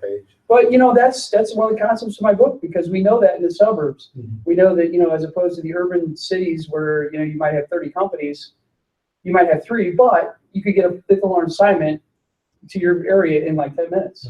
It's just a matter of communicating and getting everybody on the same page. Having that medium to communicate. That's what we face in the county. Yeah, because we're being in a city, especially St. Louis City, we're definitely spoiled. We have a fire hydrant almost in every corner by the river, with 30 companies covering so many, so many blocks or so area where we get to places faster, and then everybody shows up and knows their assignment. We were very disciplined on when you show up, this is what you do. And when that happens, it reduces the risk of, people getting hurt, and it reduces the risk of things going wrong. Firefighting is inherently a dangerous job, but you make it more dangerous when you're not disciplined to do what you're assigned to do. So that's kind of the basis of That's suburban fire taxes. Right. Trying to, we just throw something at the fire and hopefully it works out, opposed to we know what we're throwing at the fire. The whole, you hear this argument all the time. It's like, okay, we understand the risk model of you risk a lot to save a lot, you risk nothing to save nothing, but you risk a little to save a little. What does that mean? That's the big gray area that we've always, in the fire service. And there used to be a time where the safety folks would come out and say, oh gosh, you could never go in a building that's uninhabited. But how do you know? Yeah. How do you know that no one's in there? I mean, we've seen examples. New Orleans show people die, or how many vagrants died in December 28th of, I think, 2010. I'm not sure, but you see what's going on here. We But- had it this winter down at the river. That's right. Fire we had. But the whole key is like, well, how is it your life worth something? Is it worth more than the property? Well, if you say no, then you probably should go see some help. Right. But the thing is that, well, yeah, your life is worth more, but it's a pendulum. Right. We can reduce the risk. Well, how do you reduce the risk?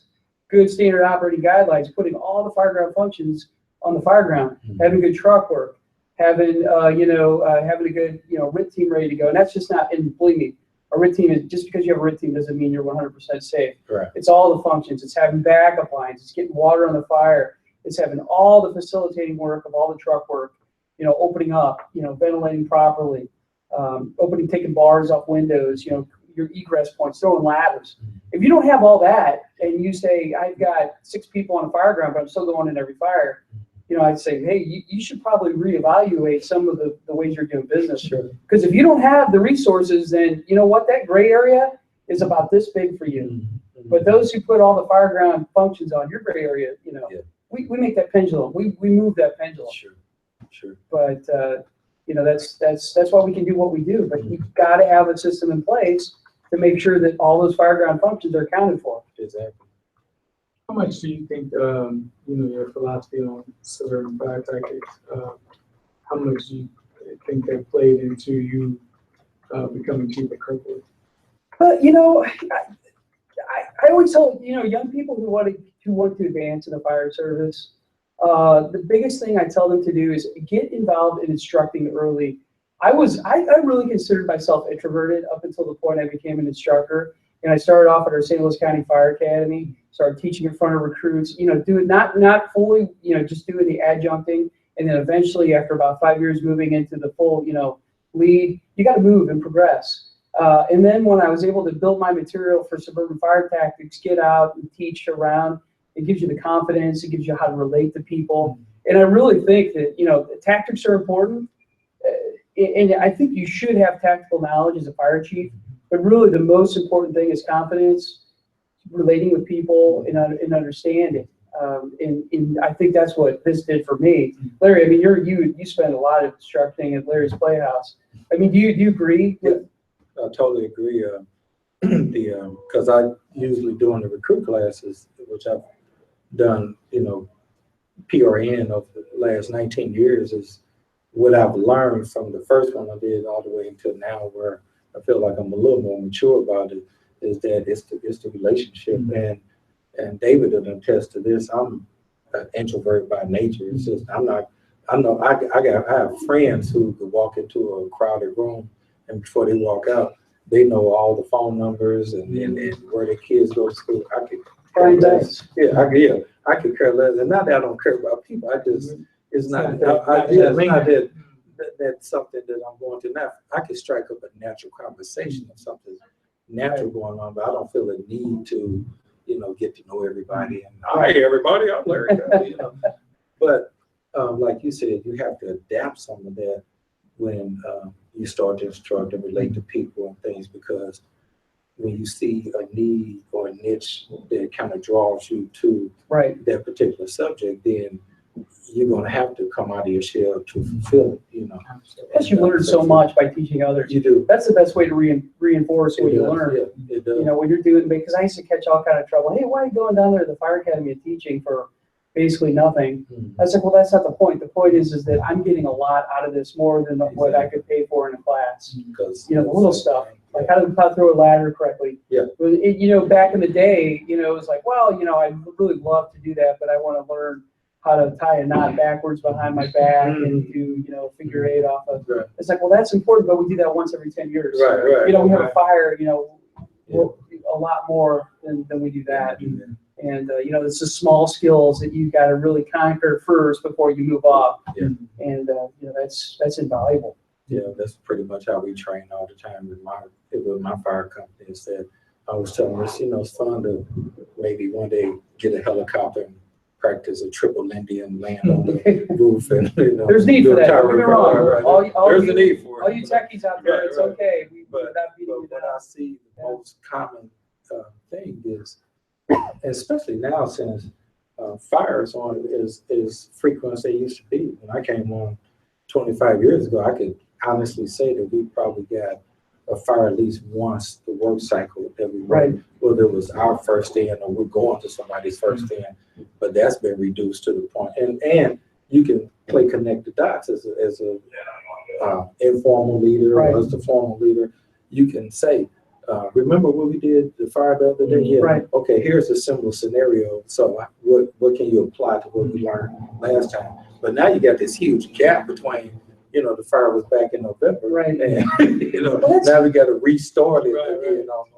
That's kind of one of my points too, is that, you know, we go to so many fires, or when you go to fires, not so many fires because we don't go to so many fires, but when you go to fires, so many times, 9 out of 10 times, you can put crappy tactics and put the fire out. Yeah. Do you disagree? You pull one line off, you go in the structure, you put the fire out. But it's that 10th fire that's going to get you. Yeah. You know, you got a basement stretch, you got somebody trapped, you got something that's not normal, a different kind of construction type, and you throw the same crappy tactics where you pull a line off, pull another line off, but nobody's getting to the seat of the fire or getting to where they're at because it's the same. It's not the room of contents anymore. Yeah. It's the real deal. Yeah. So that's why every fire we go to, we should be thinking, okay, do I have all the functions necessary accounted for? I mean, you think it's ridiculous. You know, you see this little, you know, a small home, 800 square foot, you got 2 lines off. Well, what do I need that for? Because that backup line, if you don't have it every time, it's going to burn you. And I've had that experience before. You know, and it's, you know, obviously you're not going to need it, but it's there to reinforce safety, but it's also there to reinforce this, because then the next fire you go to, you're going to have it there and you're going to have it accounted for. The But most of them are though. that's right. You know, I get teased a lot about being anal about certain things that we do, and basically according to, you know, our SOGs and how we set things up, because in St. Louis City is where we, you know, the first in, the decisions that you make, the proper decisions, we can build on that, or if you make bad decisions, we have to compensate for the rest of the fire. But we do it probably the same way every time, no matter the size of it. Then it turns more into a muscle memory. So when you need it, it's there. Right. You can almost reach for it without thinking about it, opposed to wondering, you know, that kind of deal. So Right. that's where, you know, that type of leadership needs to come in to make sure that And training, you know, training. Yeah. Because think about it. When's the last fire you went to that the pre-connect didn't reach? It's been a while, but you've had them. Yeah. So then when you have to make that skid load off the back of the apparatus, you guys are like, oh, what is this? Mhm. Well, guess what? That's another tool that you Right. need to know. We do have fires that require that. Exactly. You know, that's and you gotta know how to put it in service quickly. Oh, You know, so like, you grab it like, how do we? deploy 300 feet of 3-inch. What are you talking about? Right, right. And it's 2 a.m. and it's snowing outside, and you know, so you gotta, the reason you have to practice it, because once it becomes muscle memory, Right. it doesn't matter what the conditions are. You can do it, you know, without even thinking. Because fires don't come at opportune times. You know, not that a fire's opportunistic, Right. but fires always come at the worst time, 3 o'clock in the morning, where you're not Yeah. awake and You're but like, you, where but you have to. address, Yeah. you know, that kind of deal. But I know good stuff. Suburban fire tactics, in my opinion, is, you know, I'm not just saying it because I know you, but it's been a game changer in a lot of thought patterns, you know, before. And I think people probably thought about it in bits and pieces, but you were able to hone it together into, you know, something precise, you know, book-wise, class-wise, and all of that. So, you know, a lot of credit goes to you for being able to, Oh, thanks. you know, to bring it on home, because even though I'm in the city, you know, get down like that. It's still a good thing to know because, you know, and like you said, we do mutual aid. We do a lot of mutual aid with the county and our deputy chief and you know, work a lot together and, you know, making sure that there's a quality association because there's no, I mean, we tease about it kind of off the cuff, you know. Oh, yeah. You know, but I think every area does. Yeah. but it's definitely one of those things to where when there's no time for teasing when it's time to work, and when it's time to work and we're able to work together, then it's a great thing, you know. And I like it because a lot of your tactics fall in line to exactly what we do, and It's we kind pretty of take for close. granted, you know. It's pretty close. You know, we have to account for having one less staff member. Sure. Got to, you know, we both account for not having, you know, truck companies at every engine house. You know, those are the big items that we face, you know, and then you go further out and they even have, you know, more, you know, bigger challenges such as, you know, the, you know, less staffing. But, you know, even you guys have got to make decisions, you know, when you pull up. Sure. I know you work on a truck, which is a Quint in the city. You know, people often ask is like, well, what do you do when you pull up? Well, it depends on when you get there. Yeah. You I know? tell people all the time, I know I got teased one time, talking about you have a Quint, you're driving, you're operating a confused apparatus. I said, I'm not confused when we pull up. The order that we pull up is what we do. So if I'm not confused about what we do, I don't care about what my apparatus has a ladder on top of it or not. I care enough to make sure that we have it properly placed. Because like I said, with us, one thing builds off the other. So we don't pull pumpers. Like the only pumper should be in front of our building according to our SOGs is the first end, if there's the first end. But after that, everybody needs to move out the way for the ladders because if this thing goes south, we already got the ladders in place without moving hoses and apparatus around. But you have to be disciplined to that and, you know, and make sure that that happens. So, but it's a prime example of why you have to have standard operating guidelines. Yeah. I mean, without standard operating guidelines in the systems that we work in, you would be lost. Yeah. I mean, you really have to have it. And you know, you go back and ask, well, one of the things that got me into writing standard operating guidelines is, you know, it's bad. Tragedy necessitates change in our business. It's the only thing it does. And I saw a fire. I saw a fire that went really bad for us. You know, we operate with Quints as well in the county, and you know, you get a basement fire, and it's that 10th fire. You know, it's that, oh, we go in with the hose line to put the fire out. Well, this one was a little different, and you see 3 or 4 lines on the ground because they all have pumps, and nobody was meeting to see the fire. In fact, the first unit pulled 2 hose lines. Guess what? Can you make a basement stretch with 2 people on a hose line? Good luck. With the bends and turns, we forget, you know, what we're up against, and man, it just went bad. You know, people were falling through, you know, holes in the floors, and it's like at that point, never again. Never again. We got to have a better plan, and that's really where we started really getting involved in writing in depth standard operating guidelines that work for us. Sure. But so many times people forget what a hose line is supposed to look like. Because we can't do it with one company. You know, if you look at the hose line, what it's supposed to look like, you have the nozzle, the backup, the officer off to the side, and the corners, right? And how many people have, that's a 5-man engine company, 5-person engine company. Who has that? The city of New York does, but, you know, FDIC does, but, so how do we make it happen? Well, guess what? If you're second, don't pull another line. Go in there and help the other guys out, and maybe we can achieve that. But that's, you know, that's the stuff that we need to act. You know, you can't say, well, these guys are going to get a line in place. Get that first line in place. And if you do get a line right behind them, what does that second line usually do?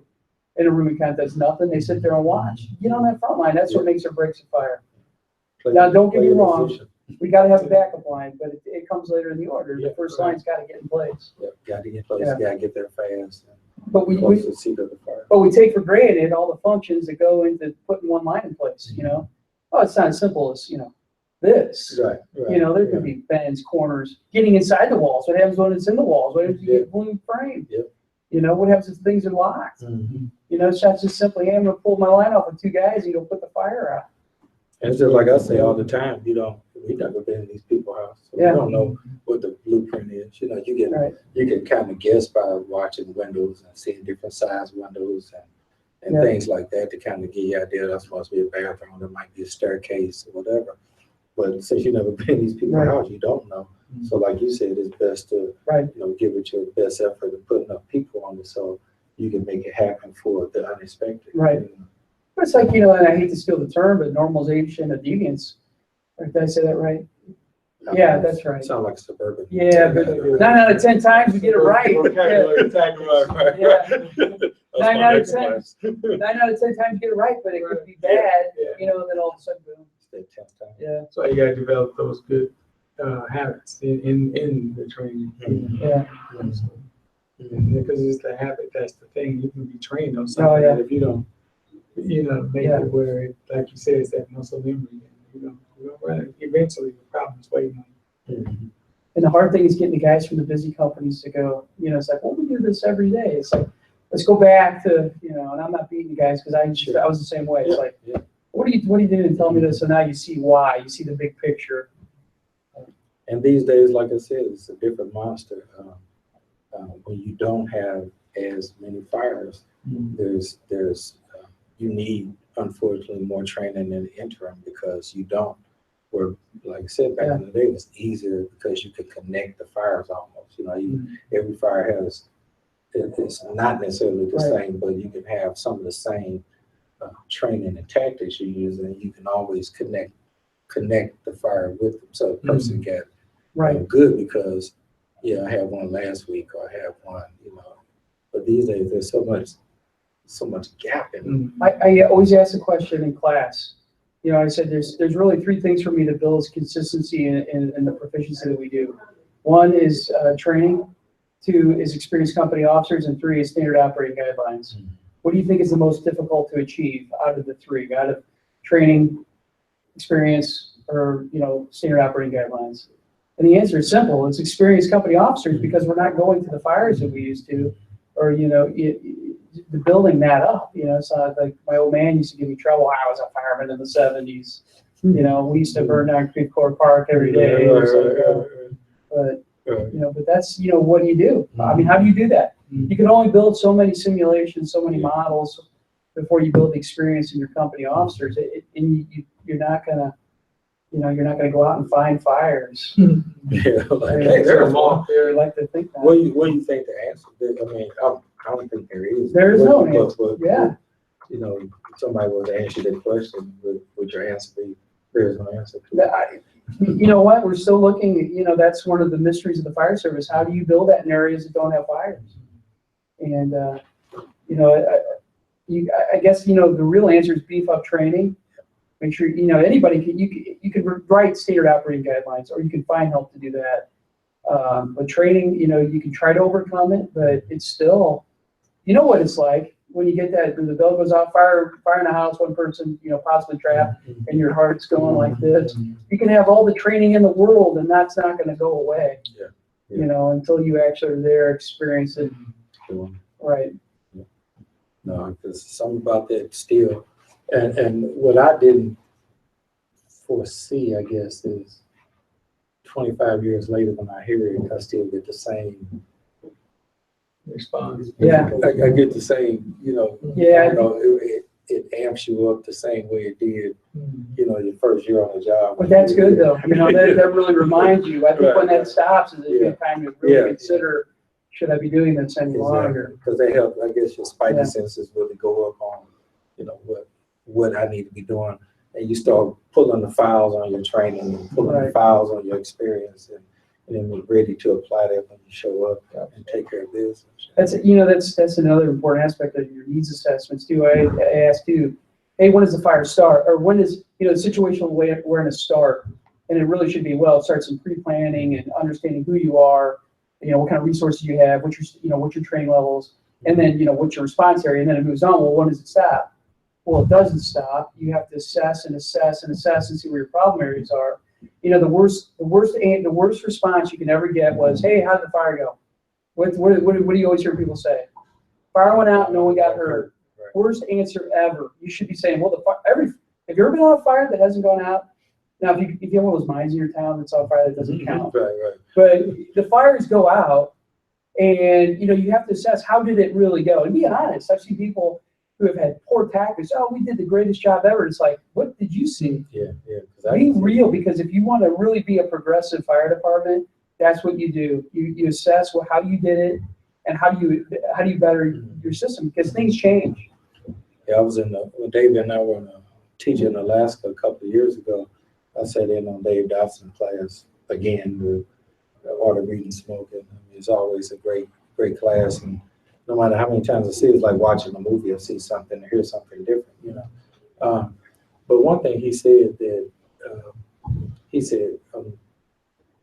I was happy with my career, but I'm glad I'm not fighting fires these days because, you know, it's getting, you know, worse and faster and things like that. He said, and it also made me realize this, that I was more lucky than I was good. and that stuck with me because I thought to myself, like, some of the situations I've been in, I'm like, yeah, I was more lucky than I was good.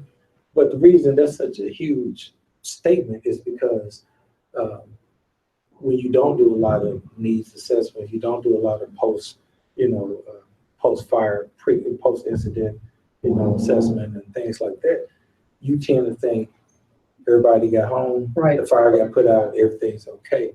And so what that prompted me to start doing is, even when everything, quote unquote, went okay at a fire, I would still sit down with my guys and like, okay, you know, what are the goods and get better? Oh, absolutely. What did we do? That was good, but we could have done better. I started out with myself. I saw this, I did this, I should have did this. I was glad I did that, but I could do this better. So next time I'm going to do this, or, you know, whatever. And that kind of helps lead the conversation for everybody else to kind of open themselves up as well. After action reports are priceless. I mean, you have to do them. You find little things you would never have thought of. You know, I think one time we had a radio frequency problem and no one caught it. I mean, we went on for years. And so we did a class. It's like, well, why didn't you answer me? You know, and then we're like, well, you know, little things, you know, to having a guy, you know, switch channels in the middle of fires in the structure is a terrible idea. And one of our policies was that. And we're like, this is wrong, change it. And those are little things you find from the after action report. Yeah. Just, you know, everybody being truthful. Hey, it's not a time we're not gonna, you know, you're not gonna be disciplined, but we need to find out what's working or what's not working. Yeah. Those little things help. The little things are the thing that kill you. Oh yeah. I mean, every time I've seen some of the reports I've read, sometimes, you know, a person is inches from a window where a firefighter has fallen and you know, died at a fire because they were that close, because they had been able to see, you know, see things better. They probably would have made it, but they were that close. But it was the little things that stopped them from getting all the way out or whatever, you know. So it's critical. As we kind of wrap it up, going forward, so your class is when? 10:30 on Wednesday morning, right after opening ceremonies, right up here, and 238, 239. Suburban Fire Tactics from the Right Seat, new offering. I'm excited to deliver it. So come on out. If you want to talk tactics on how you do things. I think Bobby would be announcing from stage too. Oh, So, yeah. ladies and gentlemen, James Silvernail. Right after the Larry Conley. Right. And then you're doing some things for ISFSI as well. That's correct. We're doing the heat prop, and we've got the social tomorrow night, Tuesday night at Moe's. We're gonna have a bunch of good events, and come on out if you're not a member. Consider joining. It's a great opportunity for instructors. If you want to belong to a true international instructor cadre, this is your opportunity. Exactly, especially cadre. You like that? Write that one down. That's very nice. I know a dude named Dre, but I never cadre. Maybe that's the family, right? Dre, cadre, right? Cadre lives in the county and stuff. Right? Exactly. Dre lives In the hood, right? You know what I'm talking about. Still owe me some money. Exactly.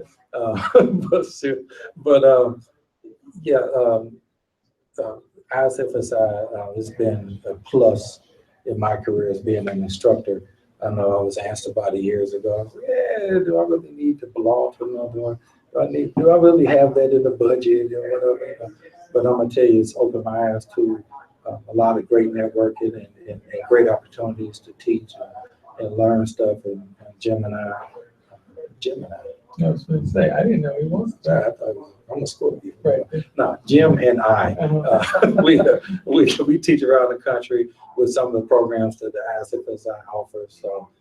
So like I said, come on out to the social, get your questions in. Jim and I be there basically to answer questions for you and and show you why it's a benefit to you to join the International Society of Fire Service Instructors. Our class, David will be tomorrow at 1:30 to 5:30 doing.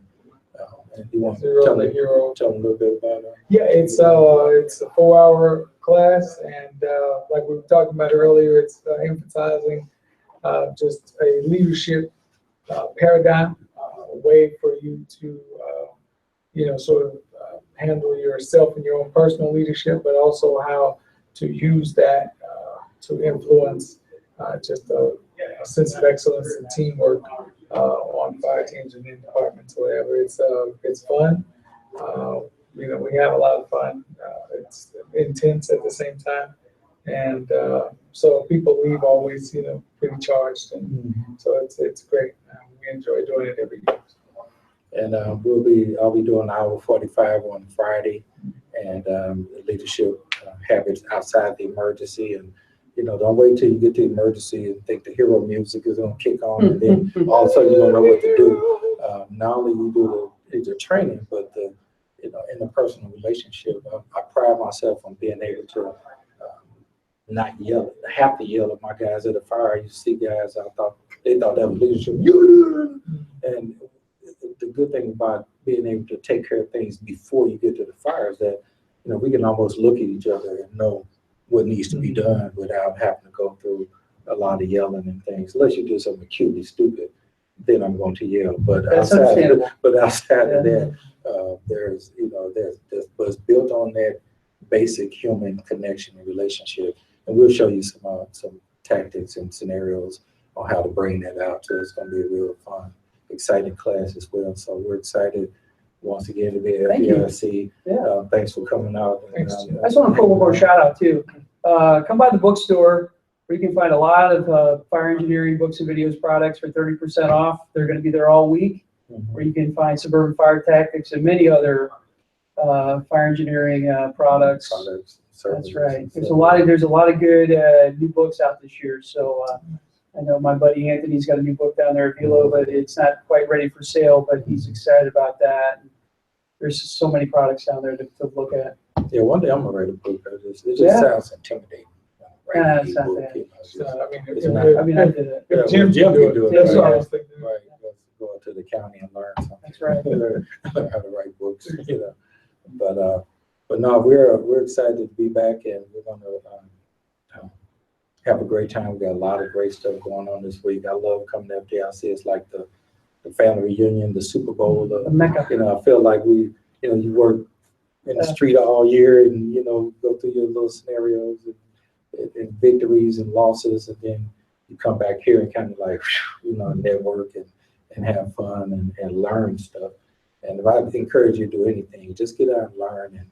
And what I can say from an introvert standpoint, open your mouth and get to know somebody you didn't know or a network, because that's a great opportunity to really let you know that the fire service is bigger than your firehouse. It's bigger than your fire department. And when you really get out and understand that, you have a more fulfilling career going forward. So that's the advice from the guy from the hood. There it is. From the right team. I'm glad I could learn from you. Yeah, I'm glad I could learn from you. You're exchanging across the county city divide. That's right. Urban suburb. That's right. Right. And, so anyway, anything else to close out with? No, it's been enjoy FDIC. I tell anybody that's here, take the full advantage of everything that's here. Go to the opening ceremonies. See Bobby. If you hear Bobby on Wednesday, Thursday morning, you don't leave here rejuvenated, then you're probably in the wrong business. Probably need to turn up your hearing aid. That's right. That and take all the classes. There's some phenomenal people to learn from.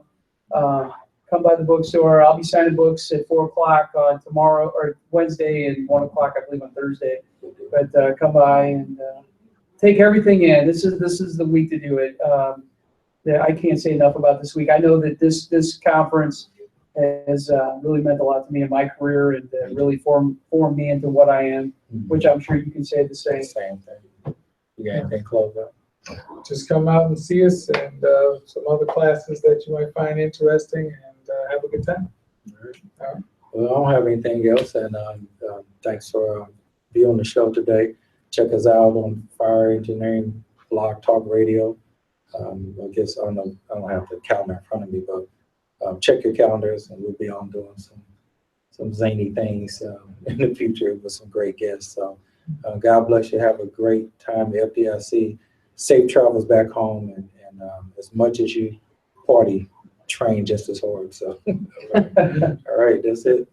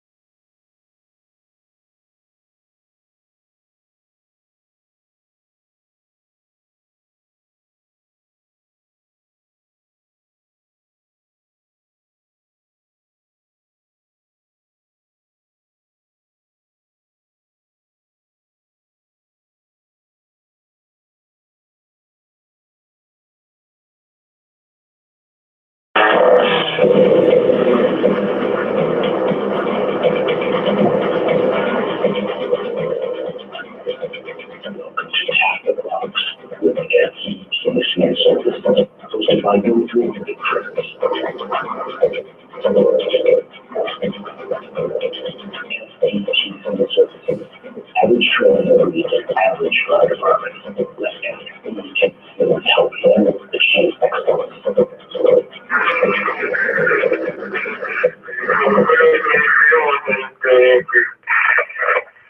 Now here's Bill.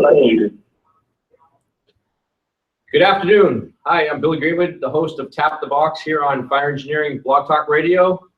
We are live at FDIC 2017 here from Indianapolis, Indiana at the Indiana Convention Center. And I've got my good friend, Diane Rothschild, who's the executive editor and conference director of FDIC. So I brought the big boss with me today, and the importance of submitting a call for paper in regards to presenting, teaching, hands-on, or in a conference class or even a classroom class. The importance of how well written a submission should be. I've got a lot of friends back home that have submitted a few times and gotten denied, and they got a little frustrated. So I know Diane has a class towards the end of the week where she explains what's the best practice for submitting a proposal for call for paper. So I thought today, because today is Monday, the start of the week, and there's not really a full-blown conference going on yet. We got some hands-on and we got some pre-conference workshops going on. That it would be a good opportunity to sit down and discuss this for a short amount of time and get it out to the masses so that FDIC 2018 is right around the corner. Even though we're doing 2017 right now, we're already planning for 2018. So I'd like to welcome Diane. Thank you. Actually, the call for papers is open today for 2018. So even though we're in the thick of 2017, people who aren't here can be thinking about proposals for next year. And the deadline is June 27th. So it comes up pretty quickly. So if you're at FDIC, as soon as you get home, start thinking about what you want to do next year. And if you're not here, start thinking about how you can join us next year. Yeah, one of the big things that you and I have had discussion about in the past is not waiting for the last minute to make a submission for the deadline. And that also includes the amount of time that you invest in a submission. You know, we have from now, which is April, all the way to June to submit a proposal, and in reality, that amount of time, a couple months, is important to make sure that you put a really well-written one together. Right, and people wait till the last minute and we tell them we don't want to hear your computer crashed or your dog ate your proposal or any excuses like that if you waited till the last minute. So you have 2 months to really flesh it out and get it submitted. Yeah. Now, you probably get a lot of requests for call for papers, and I think this year there was roughly between about 900, and we have to whittle it down to about 300. So you know, with that many requests, let's just explain to the viewing audience today what actually happens with their proposal. Right. Well, the proposal process is totally online, so you have to go to www.fdic.com to start the process. And there are 3 categories you can apply for. Hands-on training classes, of which we pick about 20. So those are the hardest to get accepted because we have tried and true classes that we stick with year after year because there's always new people coming in, there's people who want refreshers, there's new instructors added to the hot crews, which may give a different spin on the topic. And those are the hardest to get accepted because we maybe rerun 2/3 of those from the year before and pick maybe a third new at the most. Yeah, with that small a number of hot classes, it must be difficult to get into your a odds class. are very slim. Yeah, no, from a student standpoint, it must be difficult to get into it because there's only a certain number of them a year. So there's probably people that are really waiting to get into those classes. So the benefit of having a tried and true class is that the student, when they do get into it, gets into a great class. This is true. The second category is a pre-conference workshop, which is 4 hours only, and they're taught Monday and Tuesday. And we run about 80 of those. So that's your second hardest category to break into. The third category is a 1 hour and 45-minute classroom session, and we pick about 200 of those. So I always tell people start small and you can grow. Try to submit a 1 hour, 45-minute class first.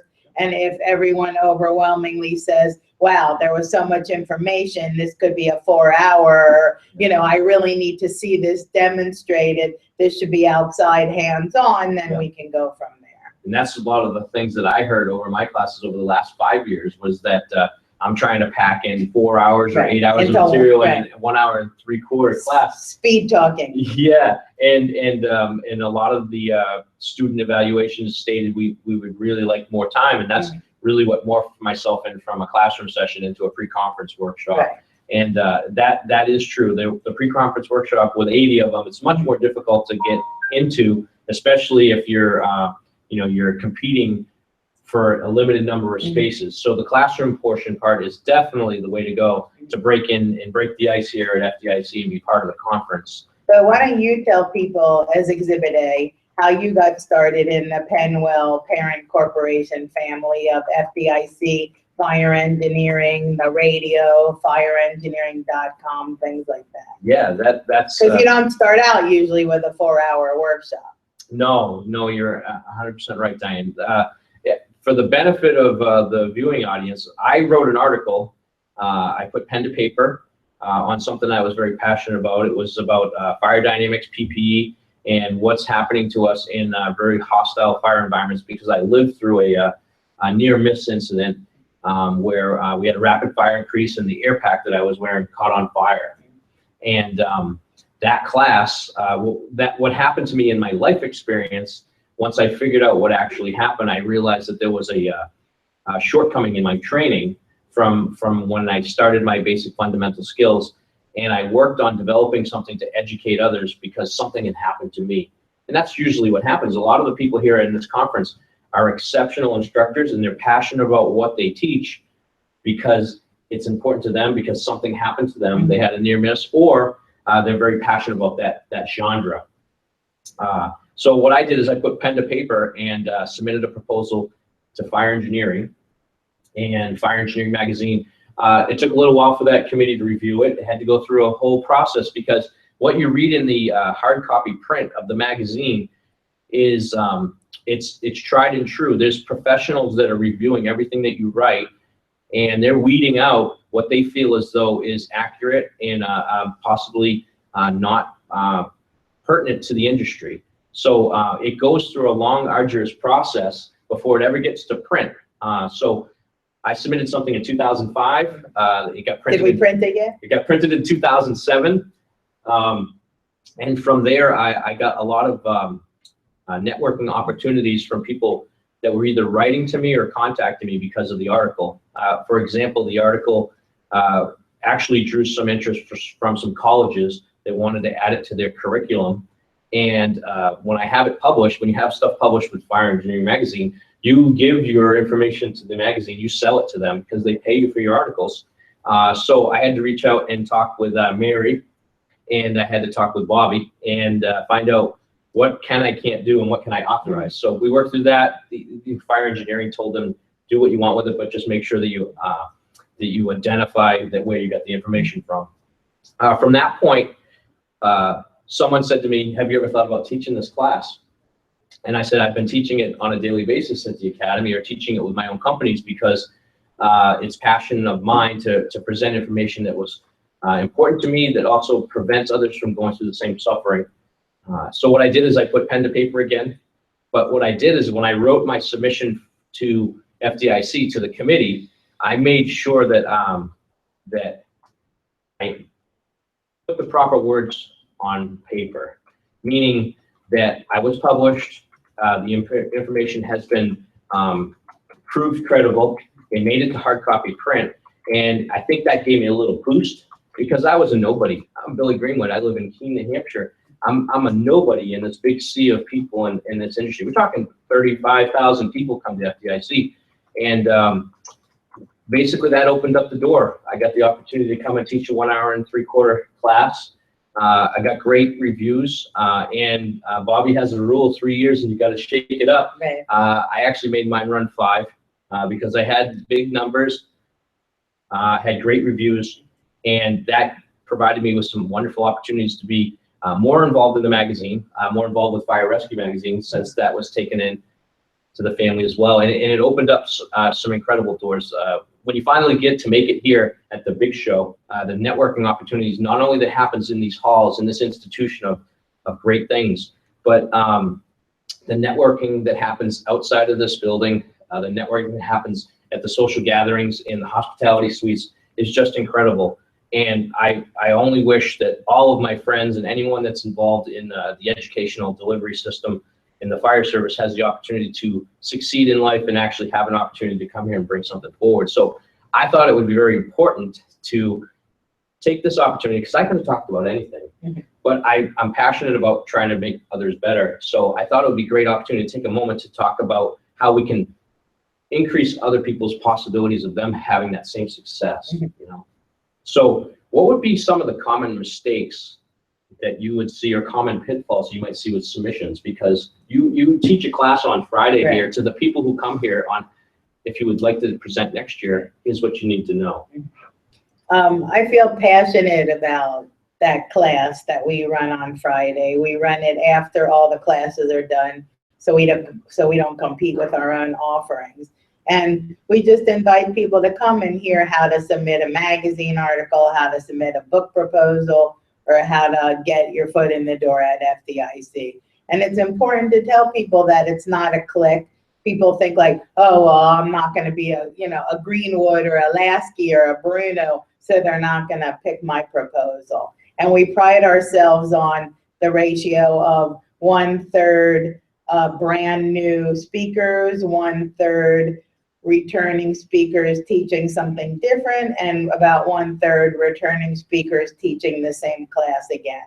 And I think that's a pretty good, well-rounded breakdown of classes, and there's something for everyone. So, and it's, gives the new people, 1/3 of the program to teach. So I think that's pretty fair. That is a great number. You talk yeah. about 900 people, you're talking 300 Right. new people a year. I mean, there's no other conference that has 300 people a year. So for you have the opportunity to reach out and change the lives of 300 people a year is a pretty good number. Right, and I remember, God bless him, when Ray Downey was alive, people used to say, well, I'm no Ray Downey. And I'm like, well, you know what? Even Ray Downey had his first article or his first FDIC talk, and that's how people get started. You're right. I've been joking all week because I keep asking Diane what my numbers are for the workshop tomorrow. And the reason why I ask is because I need to provide some literature to the students that are coming to make sure that everyone has something, because I'm just making sure that everyone has everything they need to have a successful class. But I look at the brochure, and I've got Lasky and Sulker on one side, and I've got Goldfeather on the other, and I'm Billy Greenwood, and I've got all my other friends too, Doug Klein and Jim Duffy, all these great people that I spend time taking classes from them, all in the same time slot. And 6 years ago, when I first walked through the door, I knew nobody. I wrote an article, knew nobody. I went to your class on Friday, even though I had already been here, but I felt like I was part of that success story because I had something to offer and sit in and make some suggestions to you as you taught the class. And 6 years later, I still feel just as passionate about it. You know what I mean? So, one of the opportunities is this right here, with Scott and Shannon, is the fact that the very first year that I was here, I'm a pretty outgoing and forward person, if you didn't notice that already. So I walked right up to Bobby. I didn't know him. I knew Mary Jane Dittmar, and I knew you. And that was it. And I introduced myself to him and said that I'm here teaching a new class. And then he said to me, where are you from? And I said, New Hampshire. And he says, we've got a project in the works. And I said, you do? And he goes, I wonder if you'd be interested in it. And I said, absolutely. Didn't even know what the project was. The project was this. It was Fire Engineering Blog Talk Radio. Oh, that's funny. And I actually got in on the third week when they originally had maybe 6 people total. And those 6 people were trying to do every class, every radio show along the way. So I was one of the original 28. So 6 years later, we're still sitting here at the conference. We're doing it live now on video versus And 6 years later, I think there's a waiting list. People contact us every week that they want to host a radio. Yeah, and Scott, who produces this entire project, we started out on a 3-week cycle where we get a class a radio show every 3 weeks. I remember that. And then it went to 4, now 5. We're up to those first shows. Yeah, and there is some people, because I remember my first episode was, I think, episode maybe 28 or 29, a really low 2-digit number.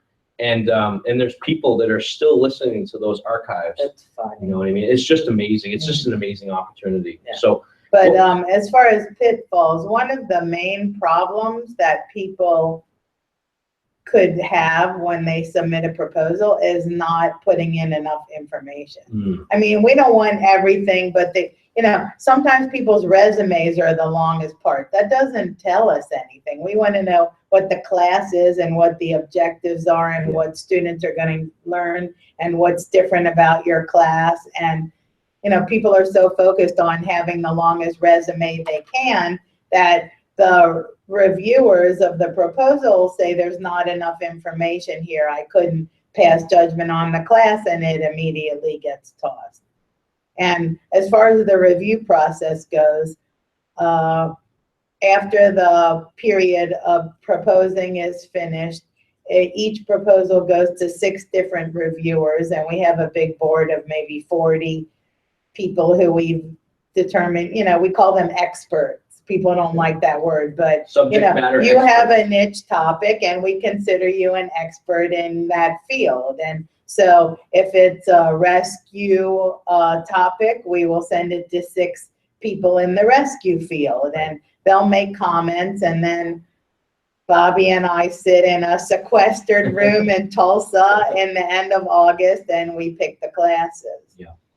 So we look at what the reviewer has to say, what each reviewer has to say, and we take into consideration biases, and we take into consideration that we may know the proposer and the reviewer didn't. And, we give more of a shot to somebody if we look at the name and say, oh, they just wrote an article for fire engineering or fire rescue or fire apparatus, and it was a really good topic and article, and we got positive feedback on it. So if it's right next to a proposal on a similar topic and we have no idea who the person is, we're going to give the break to the person who went the extra mile and had a radio show or submitted an article or is blogging for our blog network. Yes. I mean, it's only natural. It's not that it's favoritism. It's that you want to kind of cultivate the person who's putting in the time with your organization. Yeah, I was just going to say, I know when I have conversations with Bobby, at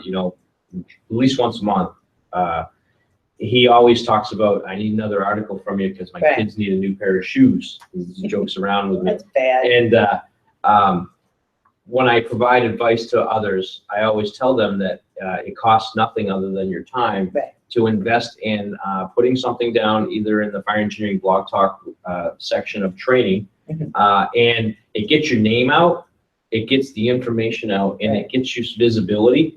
And then when someone submits a class and the reviewers who are reading that information on a regular basis from the Penwell family, they're like, I know this guy, I know Billy Greenwood, he's wrote an article, or I know Tiger Smittendorf, or Joe Pernesti, or Doug Klein, or Chris Naum. These guys are submitting information on a regular basis. It gets your name associated with a certain topic, and that's how you become the recognized expert on that topic. Yeah, so name recognition is huge. And then the next thing that I provide for advice to people, and I'm sure you would do it too, is that just because you're a great speaker and you could sell ice to an Eskimo, you might be a terrible writer. And what you put down on paper for a submission when you send it in for the advisory committee to review might not really depict how well of a class that you really have. So just like in the fire service, there's departments that continue to submit grants and continue to get denials. Thank you, no thank you letters. And oftentimes they get frustrated to the point where they then finally decide to seek out a grant writer, and you feed that person the information of why you feel you need to get a new truck or a new fire station or new manpower, the money for manpower. And then that grant writer puts the salt, he sprinkles salt on bland food, and all of a sudden now the food tastes great. So if you've had a couple denials, don't get frustrated, don't quit on the process. Reach out to someone who's had success. Reach out to Diane, reach out to me, reach out to anyone that has succeeded and been here to ask you, hey, what did you do with your submission? Because I'll be honest with you, you need to have some catchiness to it. Like the title needs to have catchiness to it. But not too cutesy. It still has to accurately describe what you're talking about. Right. And then your information, the way that you put... It shouldn't be like a New York Post headline. Right, right, no. And if you put, you know, pen to paper and you really write what your class is about, but it doesn't really have any pizzazz to it, meaning, is it pertinent to today, to technology today, to the training of today, and maybe even providing some examples versus just the core content. So examples are great because that takes a reviewer to a new place where they then envision sitting in your class, watching you present it, even though they're reading it on paper. And that's the difference between just submitting a proposal and not really getting the best pound for pound out of it. Right. And sometimes people make the mistake of not establishing why they're speaking on the topic or why they know the subject matter. I mean, the one that's easiest to toss in the no pile is when a firefighter sends in the command class. Because we're like looking through the resume, okay, you're a 2-year veteran of the department, you know, what have you commanded that you're teaching a command class, and why would chiefs that come to our show sit in your class and think you're credible? Right. So you have to make sure that your expertise is commensurate with, you know, your experience and your topic. The show is got some incredible diversity from the vendor floor to the educational track that you provide. It has tremendous diversity. So, you know, it's not structural, it's not technical rescue, it's not prevention, it's all of that. And don't be afraid to write down and submit something that you're passionate about and feel as though, oh, well, it's a niche market, because this group is looking for diversity. Right, and we don't care if it's not heavily attended, but we care that you're the best person to deliver the topic. And I mean, for example, Jerry Knapp almost was in a house explosion. So he started writing for the magazine about gas emergencies. He started teaching here about gas emergencies. He learned from almost being in a gas explosion. Right. You know, he was standing at the front door when the structure blew. And, you know, he's very lucky, and he wrote about his experiences, and he took the time to really research it and partner with the gas company and get information out to firefighters so they could have their own gas SOPs. And that's really a well-rounded topic. He might not get 500 students, right, but he is, you know, recognized as an authority on that topic because he lived it and experienced it. Yeah. So we encourage people to write about what they know, whether it's a program that their department ran successfully, whether it was an actual incident with lessons learned. I mean, there's nothing more important than learning from actual incidents. Yeah, and I know Bobby's passionate about giving it away. Right. You know, like I went out to Nebraska, to the Nebraska Society of Fire Service Instructors, the Les Luca Conference, and I used that as a tune-up as I was coming here for this year for a new class. And when I talked to the big boss, he on the phone, matter of fact, he called me while I was there, and he's like, "Did you give your PowerPoint away?" And I said, "What do you mean?" And he goes, "Did you give your PowerPoint away to everyone that attended?" And I said, "Well, I'm still fine-tuning it before I get to Indy." And he's like, "Oh, well, I like it when you give it away." And I'm like, never thought about that. But he's passionate about spreading the message and giving it away. You know, he wants people to come here in this environment. This training track that we have here at FDIC Fire Department Instructors Conference is about taking it back to your department. Right. I think there's the misconception that people come here to teach, so you will hire them to come teach in your town. Right. I think the original, hopefully, concept of FDIC was a train the trainer conference, Right. where you're teaching the 32,000 attendees to go home and bring it back to their department. Right. And we have Dropbox thing now with the cloud and all this stuff, so that when you attend the class, you don't have to leave with a 3-ring binder of material. You can get back home and download all that to your department's computer, so that the instructors are giving you the information, but you don't have to physically carry it back when you return. And that's true. I come here, and you know, we don't get paid to teach.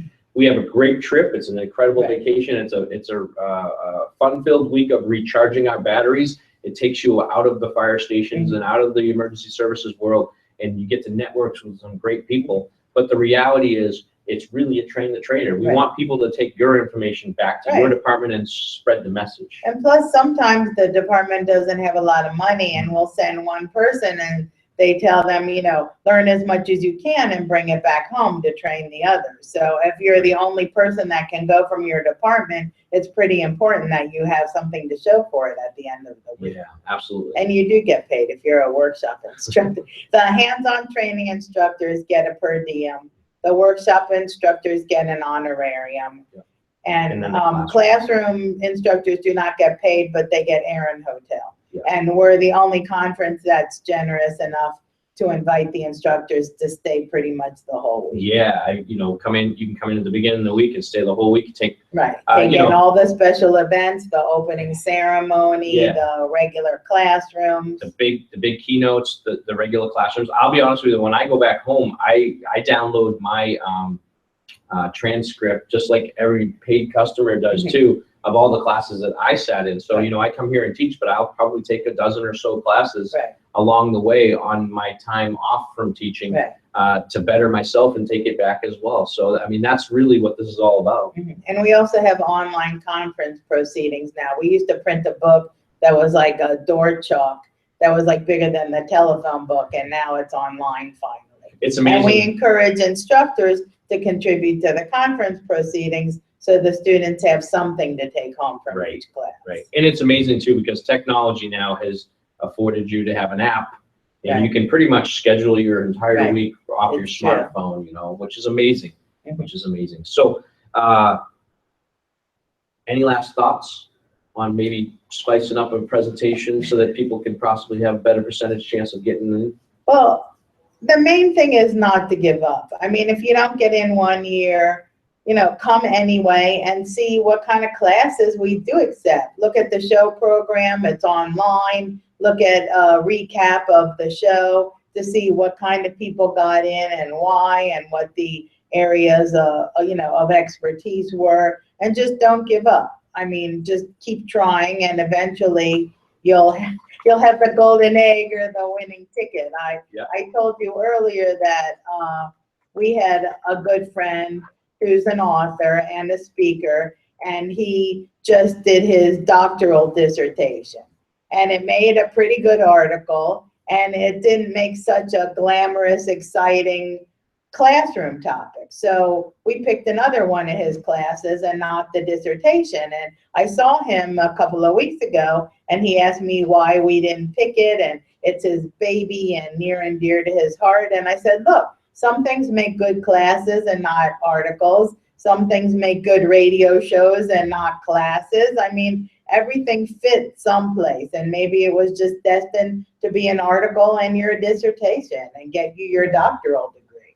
I would just suggest, don't be afraid to submit what you really know well. Right. Subject matter expert is important. Because people will be able to tell if you're not the authority on that topic. Yeah, and even if it's a kind of really niche class, like, for example, forcible entry or technical rescue or auto extrication, we're not talking about classes that are going to completely educate a firefighter that's well-rounded. That's the process that goes on here in the institution, where you take different classes and you get a diversity. We want someone who knows something extremely well, the ins and outs of it. Right. And when you think about your proposal, think about your competition that you're going to propose up against. So I'll give you an example. I think like 60% of your proposals of the 900 come in like in around the leadership track, right? And if you're going to get 60% of approximately 900 proposals, you know that your percentage of getting in the leadership track is going to be really much smaller. Right. So if you have an opportunity to submit something, for example, of ventilation or technical rescue, swift water rescue, ice rescue, something that is more of a niche, you're not going to have that many submissions. You're not going to have that many volume in that same track. Right. And that's going to increase your chances of potentially seeing that proposal move on to the next round. Whereas when you've got 60% leadership, the people that are reviewing this, the 6 people reviewing leadership stuff, they're wading through a sea of proposals. Right. And they're probably also teaching leadership classes at FDIC. Yes. So they're looking for something a little bit different, but still that your subject matter. Yes. Yeah. So, just remember that clarity of your proposal is important, very important. there anything else we didn't cover? I think we've covered everything that's on our paperwork. Good. I just want to thank you for coming down and having a few moments. I know you're a very busy woman. No. Yeah, you know, you're already thinking ahead for next year. Well, even it's though this funny one's because going on. After spending an exhausting 9 days here, we take one day off and we go back to work, and people have already submitted proposals for next year. So it doesn't end. It's a continuous cycle, which is good. It takes us all year long to put the show together. So that's why the call for papers ends so early. And to be honest with you, you can tell. You can tell that this is a 24/7, 366, because you're already thinking about this for next year. Yeah. Crew, your staff, the people that you have that are involved in putting on something of this magnitude is second to none. It's top notch, and you can tell. Yeah. You know, you can tell. So I just want to thank you. You know, you've been a huge help for me, not only from the conference but with the magazine. You know, and getting myself to where I am today. I wouldn't be able to be what I feel where I am today without your help and with Ginger's help and Bobby's help and everyone on the advisory committee. You know, this woman here does everything. Her phone probably rings 24/7 in the middle of the night, resolving problems for people like me. At you know, I missed my flight. You know, I'm not getting here on time. I mean, you've done an amazing job. I have a lot of help. It's a big operation, and we have a lot of people that help it run smoothly. Yeah, it is a huge our staff is unbelievable. From even just like, I mean, the crew is just amazing. Like the AV crew is just amazing. Those guys are top notch. Registration, registration, AV, the volunteers from EKU, the classroom team. I mean, all those people volunteer. You know, and our staff, Ginger and Mary Jane and Pete and Derek and Rob are covering the show, and Chris, everybody's just really cranking this week on it. Yep, it is. Well, I'm looking forward to tomorrow. I'm teaching tomorrow at 8 o'clock, room 206, 207. If you guys haven't registered and you're already on your way here to FDIC, you still can come. There's seats left, although I got some pretty good numbers already. We just checked on that. My class is Extreme Leadership. It's going to be a class that I think that I've been able to find a way to provide measurability in the leadership arena. Oftentimes people step up on the big stage, they step up in front of the classroom and they preach, hoping that the audience needs the message that they're preaching. And I don't start that way. I have a core content of material that I want to cover, but what I've done in my program is I provide everybody with a 20-question quiz, and I read and map people. So I have them take this quiz. It takes 3 minutes, and then we score it, and then I read the scores, and I tell everyone in the room how they act, think, talk, what they like, what they dislike, what engages them, what disengages them, what they see toxic. I might tell you what kind of car you drive. I might tell you exactly how your home looks, how you do your laundry, what's in your closet. I want to take that quiz. And I teach people how to read and map. It's a train the trainer, and they can take that back and read and map all their own personnel with their whole organization. It doesn't matter if we're in the fire service. It doesn't matter if we're in any line of occupancy. Yeah, it doesn't matter.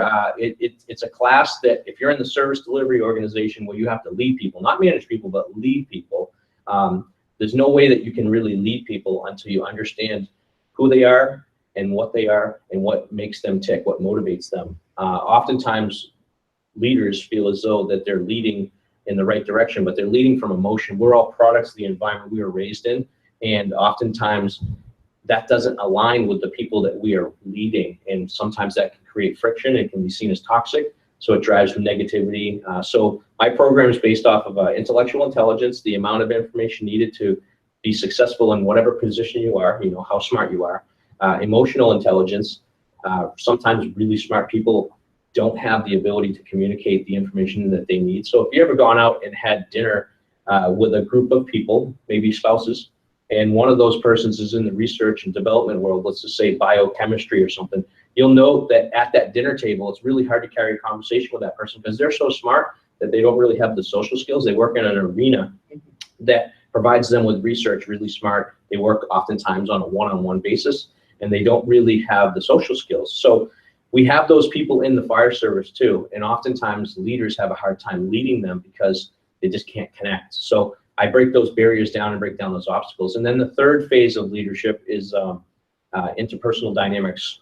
There's 4 different personalities in the fire service or in any genre of service delivery.